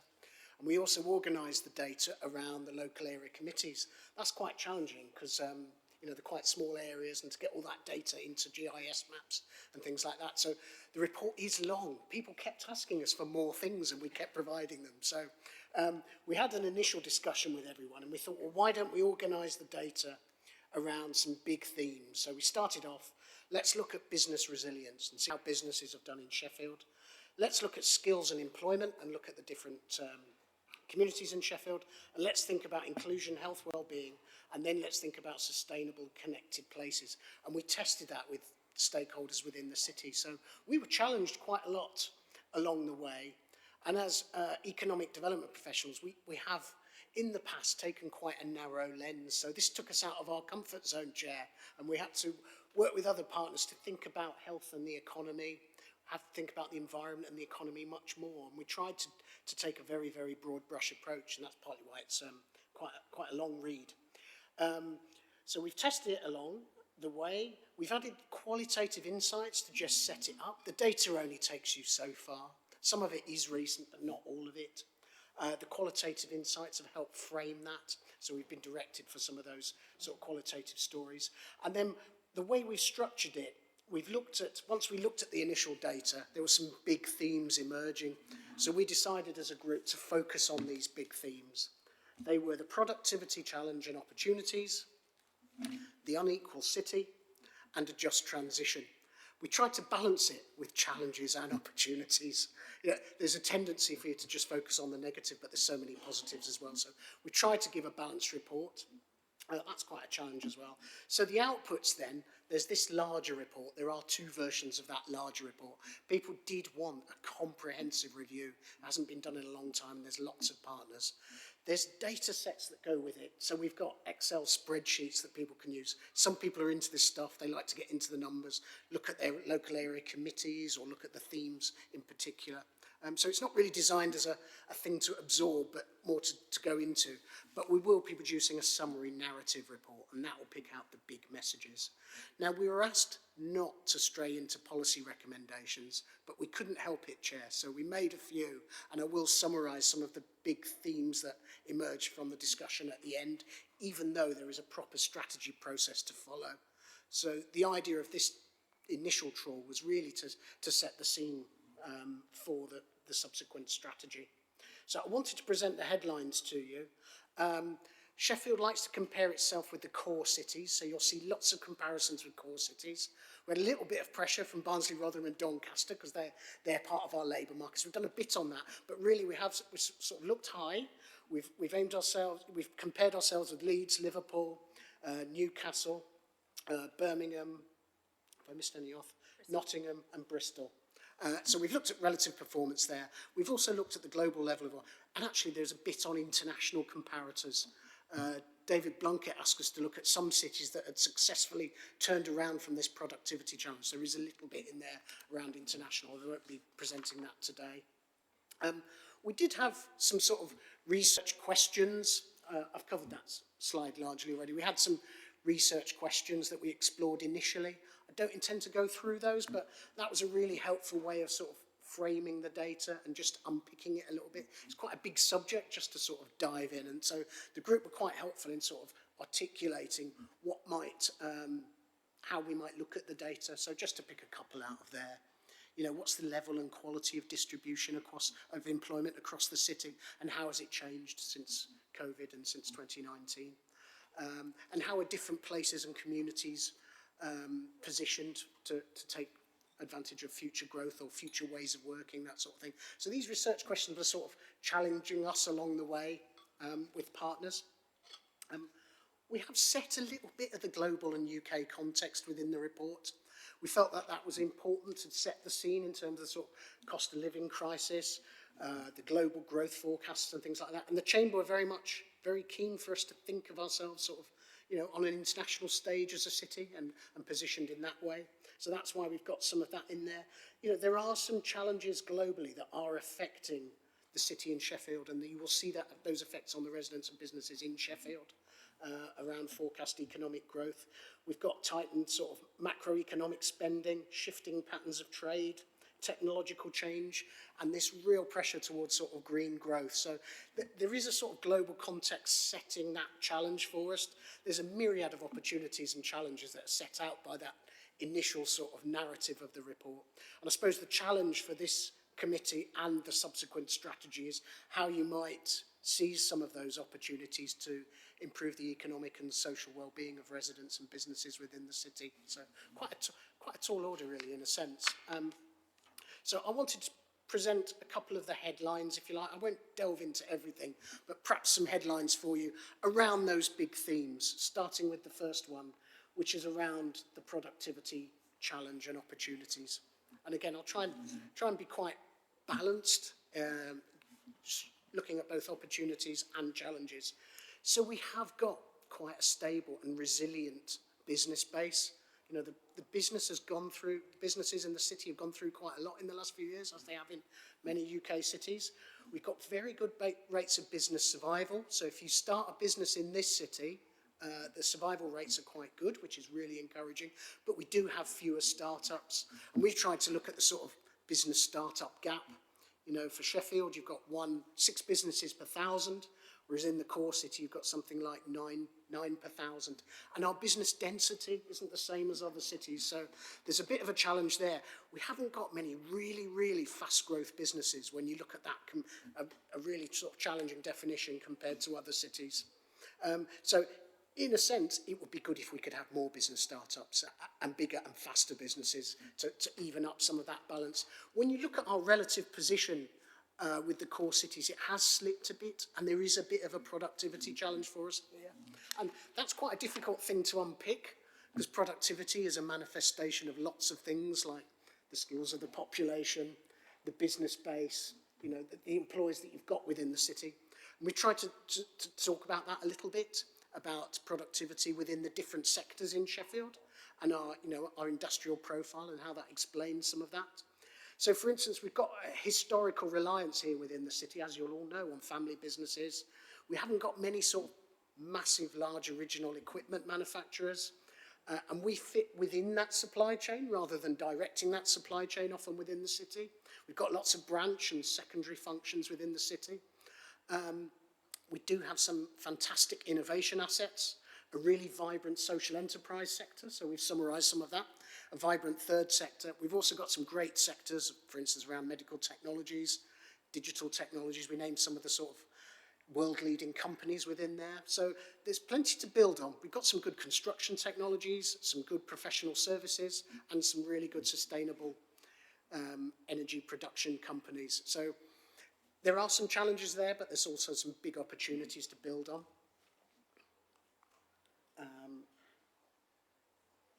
I've mentioned that one already, largely. We did do some discussions here with the team at the university doing stuff around innovation, and I think the trouble with the innovation statistics, they are quite far behind. I think what the data tells us largely in big message terms is that we're good at engaging with and innovating and implementing innovative practices, but we're potentially weaker at translating some of that. So there's a message there in the city about how we transfer some of the innovation that's going on within the city. We did do some discussions with the Sheffield Property Association, and there is a bit of analysis within the report about what they think about the city now. We have got a bit of a shortfall of Grade A space. We know there's a lot coming on in the pipeline. Our leisure sector is very vibrant at the moment in the city. We're seeing a lot of movement coming forward there.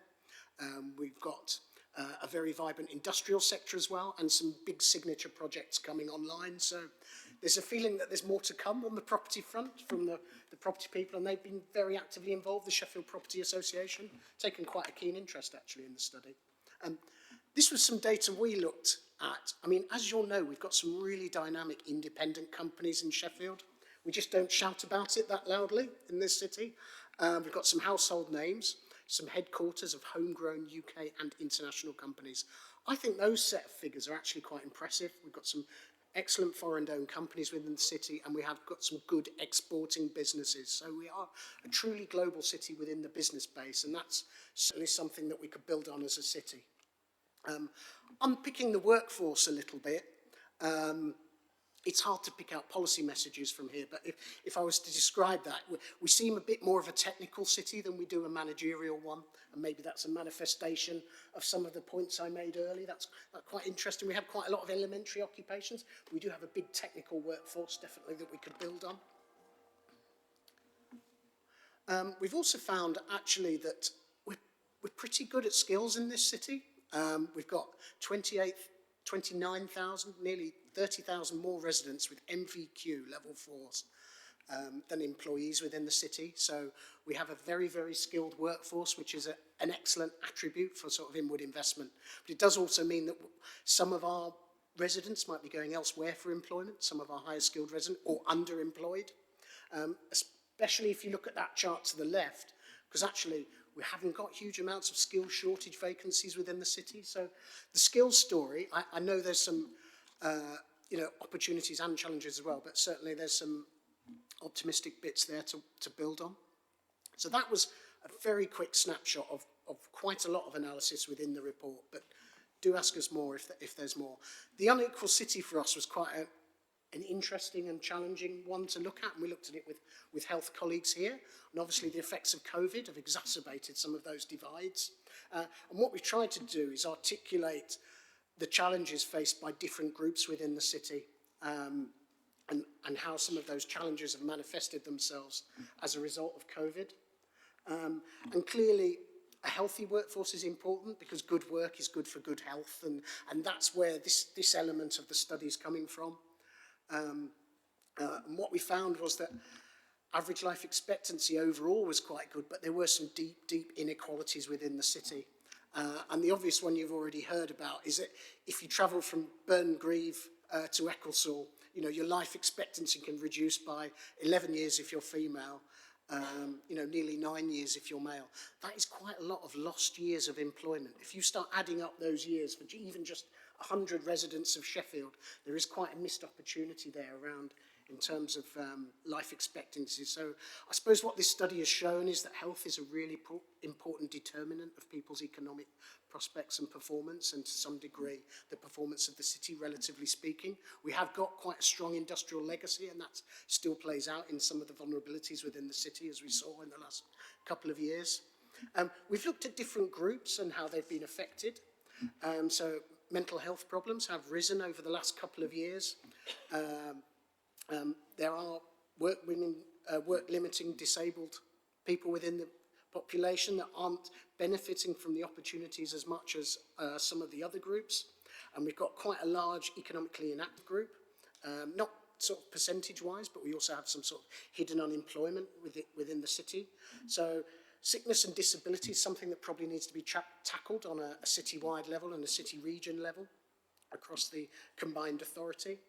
We've looked at the impact of the pandemic on different groups like women and pay and ethnic minorities, and these groups and the gap between these groups and the sort of national and core city performance has widened across the city. So there were some concerns raised within the data around poverty as well. So we know that use of food banks stepped up and is now currently at quite high levels as a result of the cost of living crisis. And we know that fuel poverty has increased, and we know that deprivation and poverty is linked with lower educational outcomes. So those on free school meals, that gap has grown. But when we looked at the data, we found that it wasn't uniform across the place. So some schools have tackled that quite well. Other schools have found it more challenging. So there's quite a mixed picture in relation to poverty within the city, but that's certainly something that would need to be highlighted within the future city strategy. We do perform quite well in relation to schools and nurseries in terms of Ofsted ratings, and that's certainly a plus point for people looking to come into the city. Although our happiness levels have dipped within the city as a result the last couple of years, and there is an ONS database that looks at anxiety and mental health and things. So the wraparound support for getting back into employment is going to be quite an important part of the process. And addressing and thinking about the future workforce is going to be quite important in future years, and where our future workforce might come from. There's lots of data within the report around the local area committees and how they fared and the differences between them. And it's not always as stark as you might think. It's not always a simple east-west divide. There's quite a lot of differences across the city, so hopefully that's illuminated within the report. But again, there's lots of data there. The final strand is around we called it a just transition. So this is about sort of zero carbon, environmental type stuff. So really there's quite a big challenge in terms of reducing energy, fuel use and adopting new fuel sources and retrofitting buildings. That's quite difficult in this city. We've got lots of older buildings. We've got lots of pre-1919 Victorian housing stock that's quite expensive to retrofit. But equally, as people pointed out to us, this is a huge opportunity, the green agenda for jobs and things.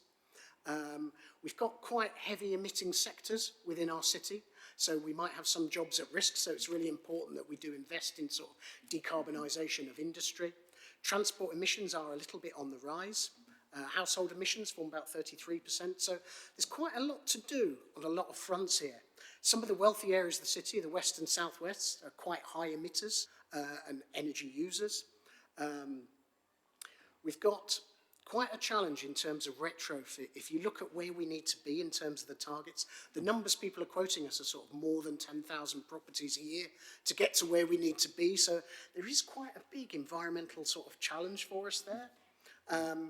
We know that there's lots of challenges in terms of emissions from cars. Bike use isn't as high as it might be in some areas, although we know some people will be willing to use electric bikes in the city. It's not kind of taken off as much as it might do yet. So there's definite opportunities around the use of bikes and things. We found that air quality has changed a little bit. So the wick has gone down with less people coming in. The quality has not reduced as much. It's not as poor as it used to be. Dore and Totley, Fir Vale, on some of those areas actually increased, where there's sort of lots of transport use. So there are changing patterns of air quality, and we know that air quality can reduce life expectancy by 9 years, and that there's 500 premature deaths within the city around air quality. So it's an important issue to address from an economic perspective as well as a sort of health and justice one. I conclude with a few sort of slides and then some big policy messages. Thank you for bearing with me. I appreciate it's a lot to get through. I'll try to summarise it for you. We've got a fantastic city when it comes to green space, and we really outperform our peers, and I wonder if we could make a little bit more of this a city. I know we're the outdoor city, but if you look at that chart to the right there, look, you'll like this as politicians. We've got 6.4 times more green public space per area per person than Leeds, and 9.6 more than Manchester. So nearly 10 times the amount of public green space access per person. So there's some fantastic assets we've got within the city in terms of our greenness and our access to parks and things. And we know that green space is really good for mental health and things. So we've got some obvious sort of inroads that we can make in the next couple of years, building on some of our assets. Sorry, I hate to interrupt you when you're saying something that will be popular with politicians. We've actually got about another 3 agenda items with key decisions we've got to make. If I could encourage you to finish within a wrap minute. up. I can finish within a minute. Thank you. So the only things I've got there are where some of these jobs might come for, the fact we need to sort out buses, and the fact that the electric charging points aren't where they need to be. So final concluding minute then. Big policy messages from me. Economic growth isn't a panacea for our productivity, but we are losing ground, so it needs to be a much wider approach. Life expectancy is really important, and we need to build on some of those green opportunities. You can read those other policy recommendations there. How's that, Chair? Very good. Thank you very much. Thank you very much to Joan and Carl for the presentation. I'm assuming we've all read the 72-page report. So we'll take questions now. I believe Councillor Dunn, you had a question? Thank you very much indeed. I'm going to try and be as brief as I am, and I promise I will do. It's about the inequalities of individuals, and I'm going to just list 2 that are very close to my heart. SEN, what are we doing to encourage our young people with special educational needs? And that hits on the health and well-being, that a lot of things like having outdoor space so they can take the time out, you know, so I would like to know how we're going to measure that. And also women, okay? Women over 50 are the fastest growth in the workplace, but yet we've got 1 in 10 women that are being overseen for promotion because of the menopause. So I would like to know what we are going to do as a city to make sure that our workspaces, which goes on with health and well-being, being outside. So those are the 2 areas that I would like to, you know, to see on that as well. I mean, I'm not being disrespectful, but the BAME issue seriously does worry me. So if we could put that in as well, you know, of how we're going to get that get that equality, because we know that the jobs aren't always where people live, so people are going to have to travel. Again, electric cycles, absolutely brilliant, but when you live in a small terraced house, where on earth do you store one that won't get stolen? Where do you put it? Not only where do you put it when you get to work, how do you keep it safe while you're at home? and I don't think that bit's being put in. Okay, thanks. Thank you very much for that. Yeah, we did do a profile on women actually, and some of the statistics, you're right, are shocking in terms of pay in particular, part-time pay in particular. So if that hasn't come out strongly enough, we will mention it. And I did put in some policy recommendations around the menopause and adjusting the workplaces around that, because there's quite a lot that can be done within the workplace around equality and inclusion of some of these groups, including SEN groups and diversity. And that came out with health colleagues about finding the right job for the right person. And I think that could come out definitely more around the SEN thing. So thanks ever so much for those, Councillor. Appreciate it. Thank you. I just want to emphasise what Councillor Dunn said. The health inequalities across the city is a real blight on Sheffield. It was shocking when I first heard it. It's shocking every time I hear it. And like I said, it's a real blight on the city. Next, we've got Paul, then Curtis, and then Minesh. Thanks, Chair. Yeah, that was really good and really enlightening. So thank you for the work you've done on it. I was really pleased to see it was unpleasant to see, but I'm glad it was there, an unequal city.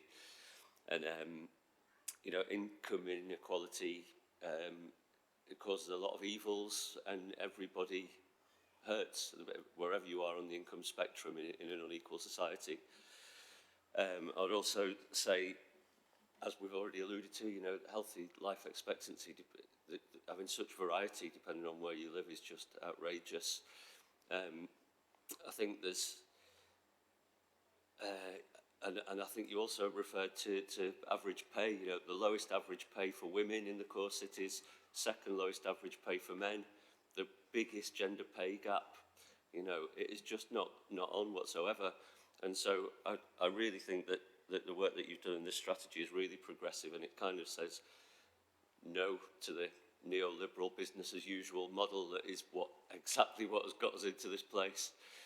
So thank you for that, and I'm sorry if I'm blethering on. And two quick questions then. Is this strategy now in a position that we could go and perhaps approach Kate Rayworth about getting the Donut Economic Action Lab involved in Sheffield? And the other question is, would a green job strategy fit into this, or do you think it would be a separate complementary piece of work? Thanks. Thank you, Paul. And I just want to make the point that this is an economic evidence-based piece of work, and the strategy work is to come. So all of these things points that you're making, we need to bring out really powerfully through that strategic development with our partners and with our communities to make sure that they're front and centre in the strategy going forward. Absolutely agree on the health inequalities and the poverty and the average pay. They're key themes that have actually been in Sheffield and some other cities for a while, and that we need to bring out. I think as part of the strategic development, our idea is to bring in some experts to help run some sessions around the wellbeing economy, around donut economics. So probably now is the time to send some of those invites out to come and get some experts involved in that strategic development, the next phase. So we know what the data says, what do we want to do about it? So I think probably now is the time. In terms of a green job strategy, I think it absolutely needs to be part of the city strategy to give it its place. Then we can do some more detailed work underneath it. It's clear from this data that there's a lot of work to do in terms of decarbonisation. All of that will need a new industry, new skills and new jobs. So making sure we're taking the right steps at the right time to move forward in that is absolutely key. But just wanted to reiterate that the process, the strategic process, is the next step. So how we get these views and inputs into the room throughout that process is really important. Thank you, Diana. I'm going to take Curtis, Minesh, Ben, and then because we have other decisions we need to take, I'll draw it there. Councillor Crosland. Thank you, Chair. And thank you for this report. It's incredibly well put together, and perhaps it shows how the committee sorting hat worked well, because I found it incredibly fascinating to read, even though it took me a long time. But there are some fairly damning statistics in this report. Employment growth in Sheffield is half of other core cities. We have lower productivity than other core cities, and there's evidence that we're not reaching our full potential in Sheffield. But the report did mention the regeneration of Malmo taking 20 years. What actions would you like us to do something similar in Sheffield? And how long do you see the strategy being in place for? On a different line, you also mentioned that the average, I think the report mentioned that the average wage of people living inside Sheffield is actually higher than the average wage earned in Sheffield. So we've got the people, but not the jobs. How do we fix this as a city? And then thirdly, I think that even though the report was fairly long already, I think that there was a potential to include something about our cultural and historical assets as a city and how we can build on those moving forward and how we can use that to help brand our city better to improve investment. I've obviously read the report in a lot of detail, so thank you for that, because it's a big thing to take in. So I'll take a couple, and perhaps Carl would like to comment as well. Just in terms of key things that will make a difference and some of the issues that you've mentioned, for me, the startup dynamic is something that's been a symptom of the city for a long time, and I think we really need to spend some time and energy looking at how we change that startup dynamic to have more startups and more scale-ups in the city. There is a gap around occupation, around digital and IT. We've got some really embryonic, fantastic firms in that sector, but I think there's more we can do to support the digital sector that will actually help to increase the startup dynamic in our scale up there. So, but I'd be interested in your learning from Malmo as well. The assumption is that the strategy will be for at least 10 years. Some of these things that we're talking about will take decades to change, and so we need that kind of level of focus, but that will be decided by the Task and Finish group and the city partnership going forward in terms of whether it's a 10 or 20-year strategy. And I totally agree in terms of the cultural and heritage assets. That probably doesn't come through strong enough in the current draft. Probably the way that we've sectioned it off means that it's kind of lost. So I think we will do something about that to bring that data to the fore, because it does exist. Thank you. Yeah, just a couple of things for me. Although we were focused on the data really and not the sort of policy side of things, I do think the health side's really important, and addressing some of those gaps and working around leadership and management within the cities that can be quite ambitious about their growth plans, and perhaps think about employee ownership, that sort of thing, to spread some of the wealth a bit. We could do with some more big hitters within the city. We don't fare, I don't think, as well, perhaps, as some of the other big cities in terms of major employers coming here. And then we could certainly do something around tech startups a little bit more. We know startups perform well, but we haven't always got the infrastructure to support them, and I know we've heard about that a bit earlier. And there is something around jobs for different people, the right jobs for different people. We have got a bit of an infrastructure deficit as well, so there is a need for continual investment in infrastructure and a major green revolution. And we are quite well placed as a city to take advantage of some of that energy transition. So it would be great to see some really high value pilots. And as a city, we could probably shout a bit more about our strengths in Sheffield on the international stage. Nice question and really good answer. Thank you. Colleagues, just to, I don't want to rush people, but we do have a lot still to get through. Councillor Perrick. Thank you. I'll try to be brief, Chair. I guess I'm just keen to highlight some of the tensions between the report highlighting the need to develop a strategy and then the draft report itself. So the first rightly talks about the need to take up alternative economic approaches, to pursue localism through community wealth building, or build a wellbeing economy rather than measure success through GVA. And I'm really pleased with the report saying that it's taken a wider inclusive approach, a person-centered approach. But the second report, to me, doesn't speak to that enough. So, for example, page 104, it seems to lament the lack of foreign-owned firms in the city, saying that foreign-owned firms are more productive. Page 98 says that we should look to increase our representation of high productivity sectors like finance to prioritise closing the productivity gap. I don't bring this up to nitpick any one segment, but I think the framing of the draft report speaks to a desire to break that narrow lens, to disrupt traditional economic models and reshape our local economy in a more egalitarian way, which I don't think comes through enough. If we're pursuing, for example, a community wealth building approach, we should be encouraging alternative modes of ownership, dispersing the ownership of assets to the community. Increased foreign ownership of firms takes more money out of our economy. Local ownership means more money is kept circulating locally. Building a well-being economy as well means disrupting the dogma of productivity for productivity's sake. I just think when this draft report comes in its final form, I think there's a need to work through some of the tensions between that productivity challenge and building a democratic, inclusive local economy which centres social and economic justice. I think there's a need to work through that a bit more. That's a fair point, thank you. We'll take that on board. We have done an analysis of, some of the data's quite hard on the community ownership side. So we worked with Social Enterprise Sheffield and we took all their raw data and drew sort of maps and did thematic analysis of it. So maybe we could bring some of that stuff out a bit more. And then on initiatives, it's a bit hard to just talk about initiatives, but we do talk about sort of employee ownership and things as a way of spreading that wealth. But thank you for those points, very helpful. Thank you. And lastly, Councillor Miskell. Chair, I was particularly interested to see some of the references that I think some members have said before today on page 86 about our twin city of Pittsburgh, alongside Bilbao and Malmo. All three are really world-class cities with really similar stories to Sheffield deindustrialising in the 1980s and facing significant challenges in that process.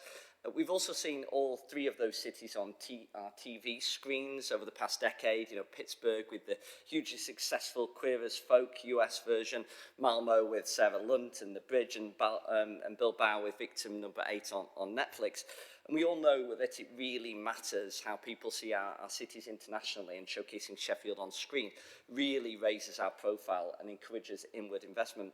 Officers will know that Manchester City Council has set up Screen Manchester, which I understand is their film office delivering support services to the film industry and promoting their city on screen. And I think they even managed to nobble some locations for the latest Full Monty as well, even though the majority of filming locations seem to be in Sheffield, and some of my colleagues' wards here today, which is wonderful. I'd be keen to know what officers think about whether it's time to set up Screen Sheffield to help promote the industry in Sheffield. Thank you. We do have Screen Yorkshire that we work with, but they do tend to do more work in Leeds than in Sheffield. And we, as Marketing Sheffield and the Communications Department, do work with film and TV crews as they come into the city. I'd probably say that's reactively rather than proactively, so there is more that we could do to look at a screen office for supporting film in Sheffield. Thank you for that. Just a brief aside, I've had the great privilege of working in Malmo, and it is a much recovered city. They love the bridge. I'm not too sure whether a crime series detailing large numbers of people getting bumped off in the city is a great way of promoting it, but they do love that bridge. Thank you very much for the colleagues for the really good questions. Thanks for the presentation. I know time's short. If anybody has any questions that they haven't been able to put forward, I'm sure we'll find a way of collating those and submitting them to you in writing. I hope that's okay. Thank you very much. So the recommendation is to note, so we're asked to endorse the, that's the wrong one. Craig, can you help me out? That was the last one. Am I? Fine, thank you. So, colleagues, we're asked to endorse the proposed process to develop the city strategy as set out in the report, and also endorse the approach to align economic strategy and policy announcements with the city strategy, and also to note the governance arrangements of the city strategy as set out in the report. Are there any dissenting views? Does anybody disagree? I'll take that as unanimous agreement. Thank you very much.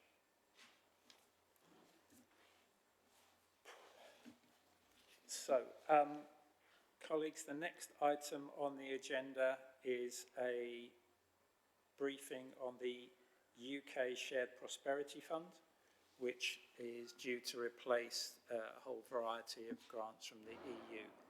Is that yourself? Oh, Ben, thank you. Thank you, Chair. I know you didn't say it's interesting. Unlike the last item, but I'll try and be brief and make it as exciting as possible for you all. So this proposal just really sets out information for the committee and funding, which is coming our way shortly, and basically provides some facts about the UK Shared Prosperity Fund, and also highlights some of the European funding projects which we've been delivering in Sheffield and South Yorkshire, which may need to take advantage of that funding in a year or so's time. So the UK Shared Prosperity Fund is part of the government's levelling up agenda, and is very much about boosting productivity, tackling geographic inequalities, improving chances, and targeting deprived areas. Arguably, Sheffield sits very firmly in the centre of some of those issues being addressed by the levelling up agenda. But specifically, the Shared Prosperity Fund is largely to replace European funding, with a primary goal of building pride in places and increasing life chances in the UK. There's three core themes within the Shared Prosperity Fund. One is in respect to community and places. That's largely about increasing pride in local areas, local projects, community projects, which may be revenue or capital based, albeit there's a very small amount of capital in the Shared Prosperity Fund, it's worth noting. The second theme is about supporting local businesses, and that covers new startups, as we just touched on, a major important issue facing the city, as well as supporting existing businesses, and with some focus on stimulating growth and innovation. And then the final element of the fund is about people and skills, and that addresses both skills within the workforce, existing workforce, people who need to have access to new skills, and an important part of actually engaging people back into the economy. So very much relating to a number of issues which we've just heard about from Carl and Jem. Worth noting that the people and skills element doesn't actually kick in till the final year of the fund, which is a 3-year programme, with the government running an adult numeracy programme in years 1 and 2 and 3 for that matter, as being the focus for people and skills at the start. So what does that mean in terms of funding? Within the overall programme, there's 38 million being allocated to South Yorkshire, and it's important to note that it's a South Yorkshire allocation. The tables on page 171 set out the South Yorkshire allocation, but what Sheffield would have got if we were on our own, just through information, but actually the funding is coming to South Yorkshire, with a combined authority being the lead authority for all activity, and I'll just touch on that in a second. I think it's just worth touching on the fact that the funding is there to replace European funding, and in year 3 of the programme, which you can see scales up over the 3 years, broadly is in line with the European funding which we're getting now, which is about 20. If you looked at the current programme, which is finished, but we're still able to spend the funding, the allocation over that 7-year programme worked out about £22 million a year. So the allocation we have in the final year of the Shared Prosperity Fund broadly matches what we've been getting recently. What that doesn't address is the fact that our allocation for last European programme is actually less than many people thought we were entitled to in South Yorkshire and Merseyside. And secondly, the fact that actually, in comparison to other European economies, South Yorkshire, as well as a number of areas, has actually decreased. And if we were in Europe, we would be getting significantly more funding now than the government has provided. They haven't allocated funding on where we might have been in Europe. They've looked to the past to see, well, we'll replicate what you've got. And if you wanted a sort of direct comparison, you can look at the level of funding which has been applied to Cornwall, which would be in the highest tier of need where South Yorkshire would now fit. And their allocation per head is £227 in the core funding. Ours is £27. that's the scale of funding, which in theory we've lost out on. Irrespective of that, we've got what we've got, and we've got to make the most of it, and make the biggest impact on the South Yorkshire economy and for Sheffield. So, as I mentioned, the combined authorities is very much the lead for the activity. They have a number of roles. The first initial one is to create an investment plan, and I'll touch on that in a little bit more. Then they're actually going to be managing the funds, reporting to government, putting in place governance arrangements, and ultimately taking the decisions on how the funding's used. So our role within that, as part of a combined authority, is very much to influence that, influence the investment plan, and make sure that we as a city get the appropriate outcomes for our communities. Key task at the moment is to develop an investment plan by the 1st of August, which sets out the local context. A lot of information which Carl's just outlined would be very important in terms of that replicated for the other 3 local authorities in the region. We're required to identify interventions which are listed in the appendix at the back. Not projects at this stage, just the interventions we want to apply. And as you can see, there's a very long list there, and arguably you'd want to see activity against all of them. I think there's a task on us collectively at a South Yorkshire level to be a bit more focused, because the jam will just be too thin otherwise, given the amount of funding available. And then in terms of the final element of the investment plan is to just set out how we're going to deliver it, which is largely about governance and mechanisms for allocating funding. Key things we're doing already is trying to encourage engagement in the process, and the combined authority have a number of webinars planned to enable groups, institutions, community groups to get involved in the process, and in particular respond to questions which are being raised in the webinars. Another element which we are also looking at is actually how will different groups, including the councils, access the funding. It's not necessarily going to be simply a case of, here you are Sheffield, here's your funding, get on and do what you want. Like most European programmes, usually there's a call for proposals which will set out broad areas of intervention, looking at that list again, and then it will be up to any organisation, whether public or private, to put forward proposals of how they think best placed to deliver that activity. The key thing is getting the right series of interventions for the activity we want. So to some extent, who delivers it becomes irrelevant if it's delivering the best outcomes for the programme. Briefly set out where we've got to date. So the plan is being developed. There's agreement that Shared Prosperity Fund must align with the strategic economic plan for the region, as well as our local policies, and Diana set out the one-year plan, for example, and the COVID business recovery plan as our current set of key strategic documents. And we're going to continue that engagement with a combined authority to ensure that there's full input into the investment plan for submission. I think some of the things we are also trying to do is see, are there any key elements for year 1 of the programme, and something which all the local authorities have raised is a cost of living crisis. What can we do in year 1 at least in year 1 to address some of those issues, bearing in mind we're actually already in quarter of the way into year 1.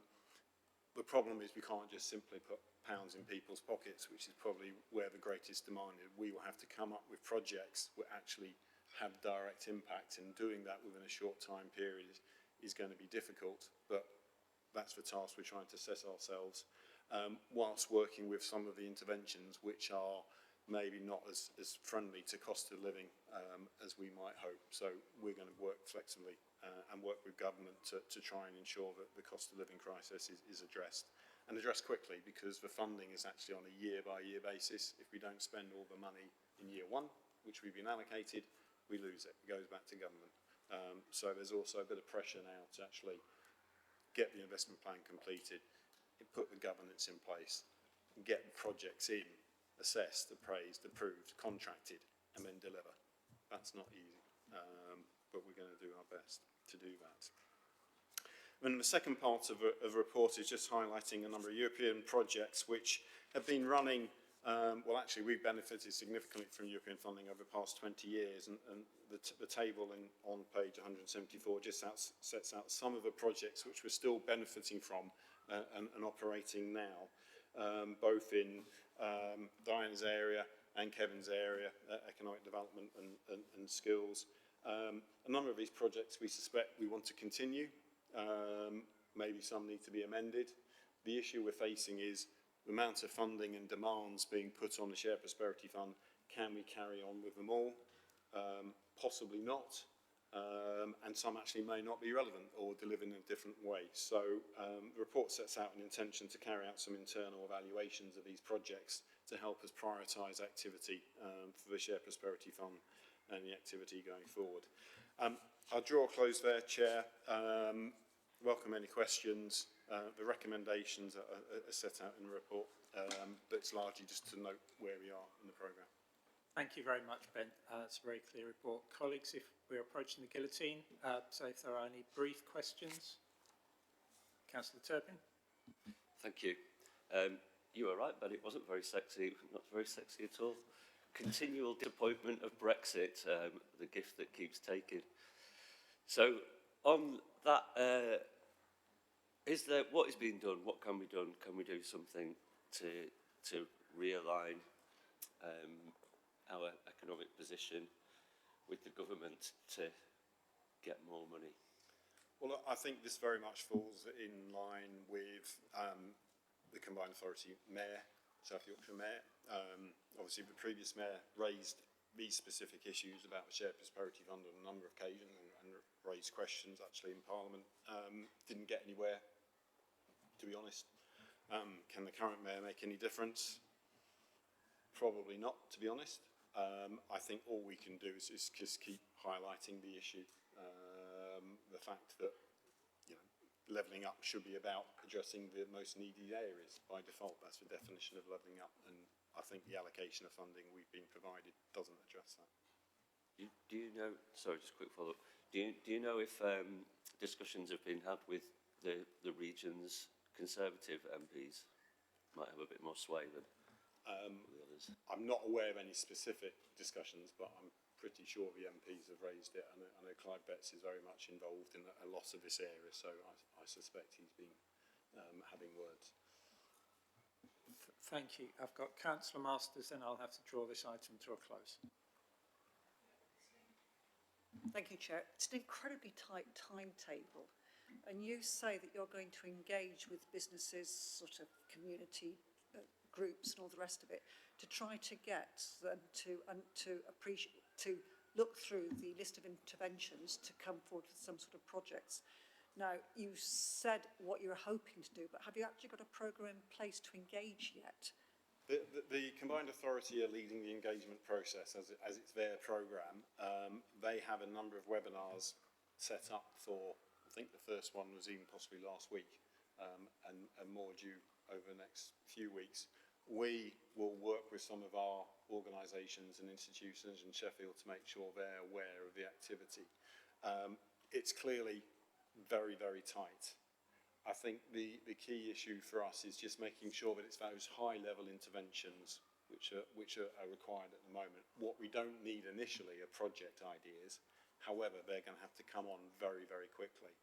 And it's not too dissimilar to the process we went through last year with the Community Renewal Fund, where government announced funding in the year is being made available, and then saying you have to deliver those projects by the end of March of that financial year. We did manage, we have pretty much managed to do that for a couple of projects, or one project in the end, but it's been very tough, and that was led by Hallam University. We appreciate it's very difficult to do what they're asking us to do. You can read into the timescales as you wish in terms of do they want the funding to be spent this financial year or not. I'll let you have your own view on that. Thank you for that. I'd like to move this to the recommendations. So we are asked as a committee to note the report and support the Council promoting the engagement of key city organisations in the consultation process associated with the Shared Prosperity Fund the development of potential shared prosperity fund projects, and we also are asked to support the undertaking of internal evaluations of existing EU-funded projects. I precede the recommendations there and assume we've all read them. Does anybody disagree with those recommendations? I'll take that as no. So can I take it that we all unanimously support those recommendations? Duly noted. Thank you very much, and thank you very much, Ben. I'm really sorry, Kevin. I've just been advised by governance that we have to move to the vote on these items without discussion. The guillotine is in 4 minutes, and we've got 2 potential items, so it will be difficult to get them done if we start with presentations and questions on the 2 items, assuming you take the urgent item as well. Kevin was nodding there, and I think that's very gracious of you, Kevin, and on behalf of the committee I apologise and thank you for your patience. So we have a recommendation, I suppose the plain English version is to accept some money. It's recommended that the Economic Development and Skills Committee notes the Council's future acceptance of the adult education budget from the combined mayoral authority. And from memory, I think that was £1.5 million. Circa 1.85. Getting better all the time, thank you.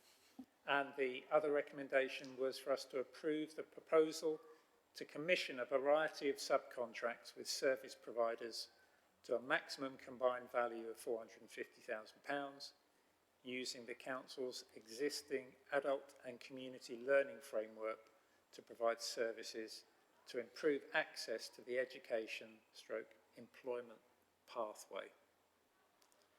As I said, apologies, we've reached the guillotine. Does anybody disagree with those 2 recommendations? I'll take that as a unanimous agreement, may I? In which case that's formally agreed. We did have an urgent request to include an extra urgent item to the agenda. Yes, Chair. It's on your recommendation. You can take urgent business. The reason for urgency must be recorded in the minutes, which I think in this case is to provide time to go out to procurement to continue with services without a break, would be the reason for the urgency. I certainly agree with that. I know there have been discussions with the Vice Chair and the spokesperson for the Green Group, both of whom I think are indicating they're okay with that. So again, apologies, colleagues, we have to move straight to the vote. So the recommendation is that this committee decides to commission the Work and Health Service in line with the report. This will then allow a procurement process to start so that this service can continue to be delivered. This really important service can continue to be delivered for the people of Sheffield. Does anybody disagree with that? I'll take that as unanimous agreement. And really sorry, but your forbearance is much appreciated. Thank you.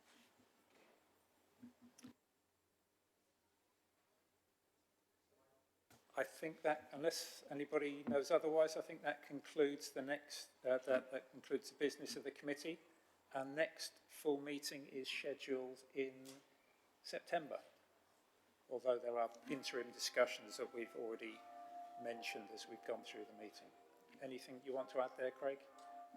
Just to say that we'll be talking to the Chair, Deputy Chair and the spokesperson about setting that date for the September meeting. Yeah, okay.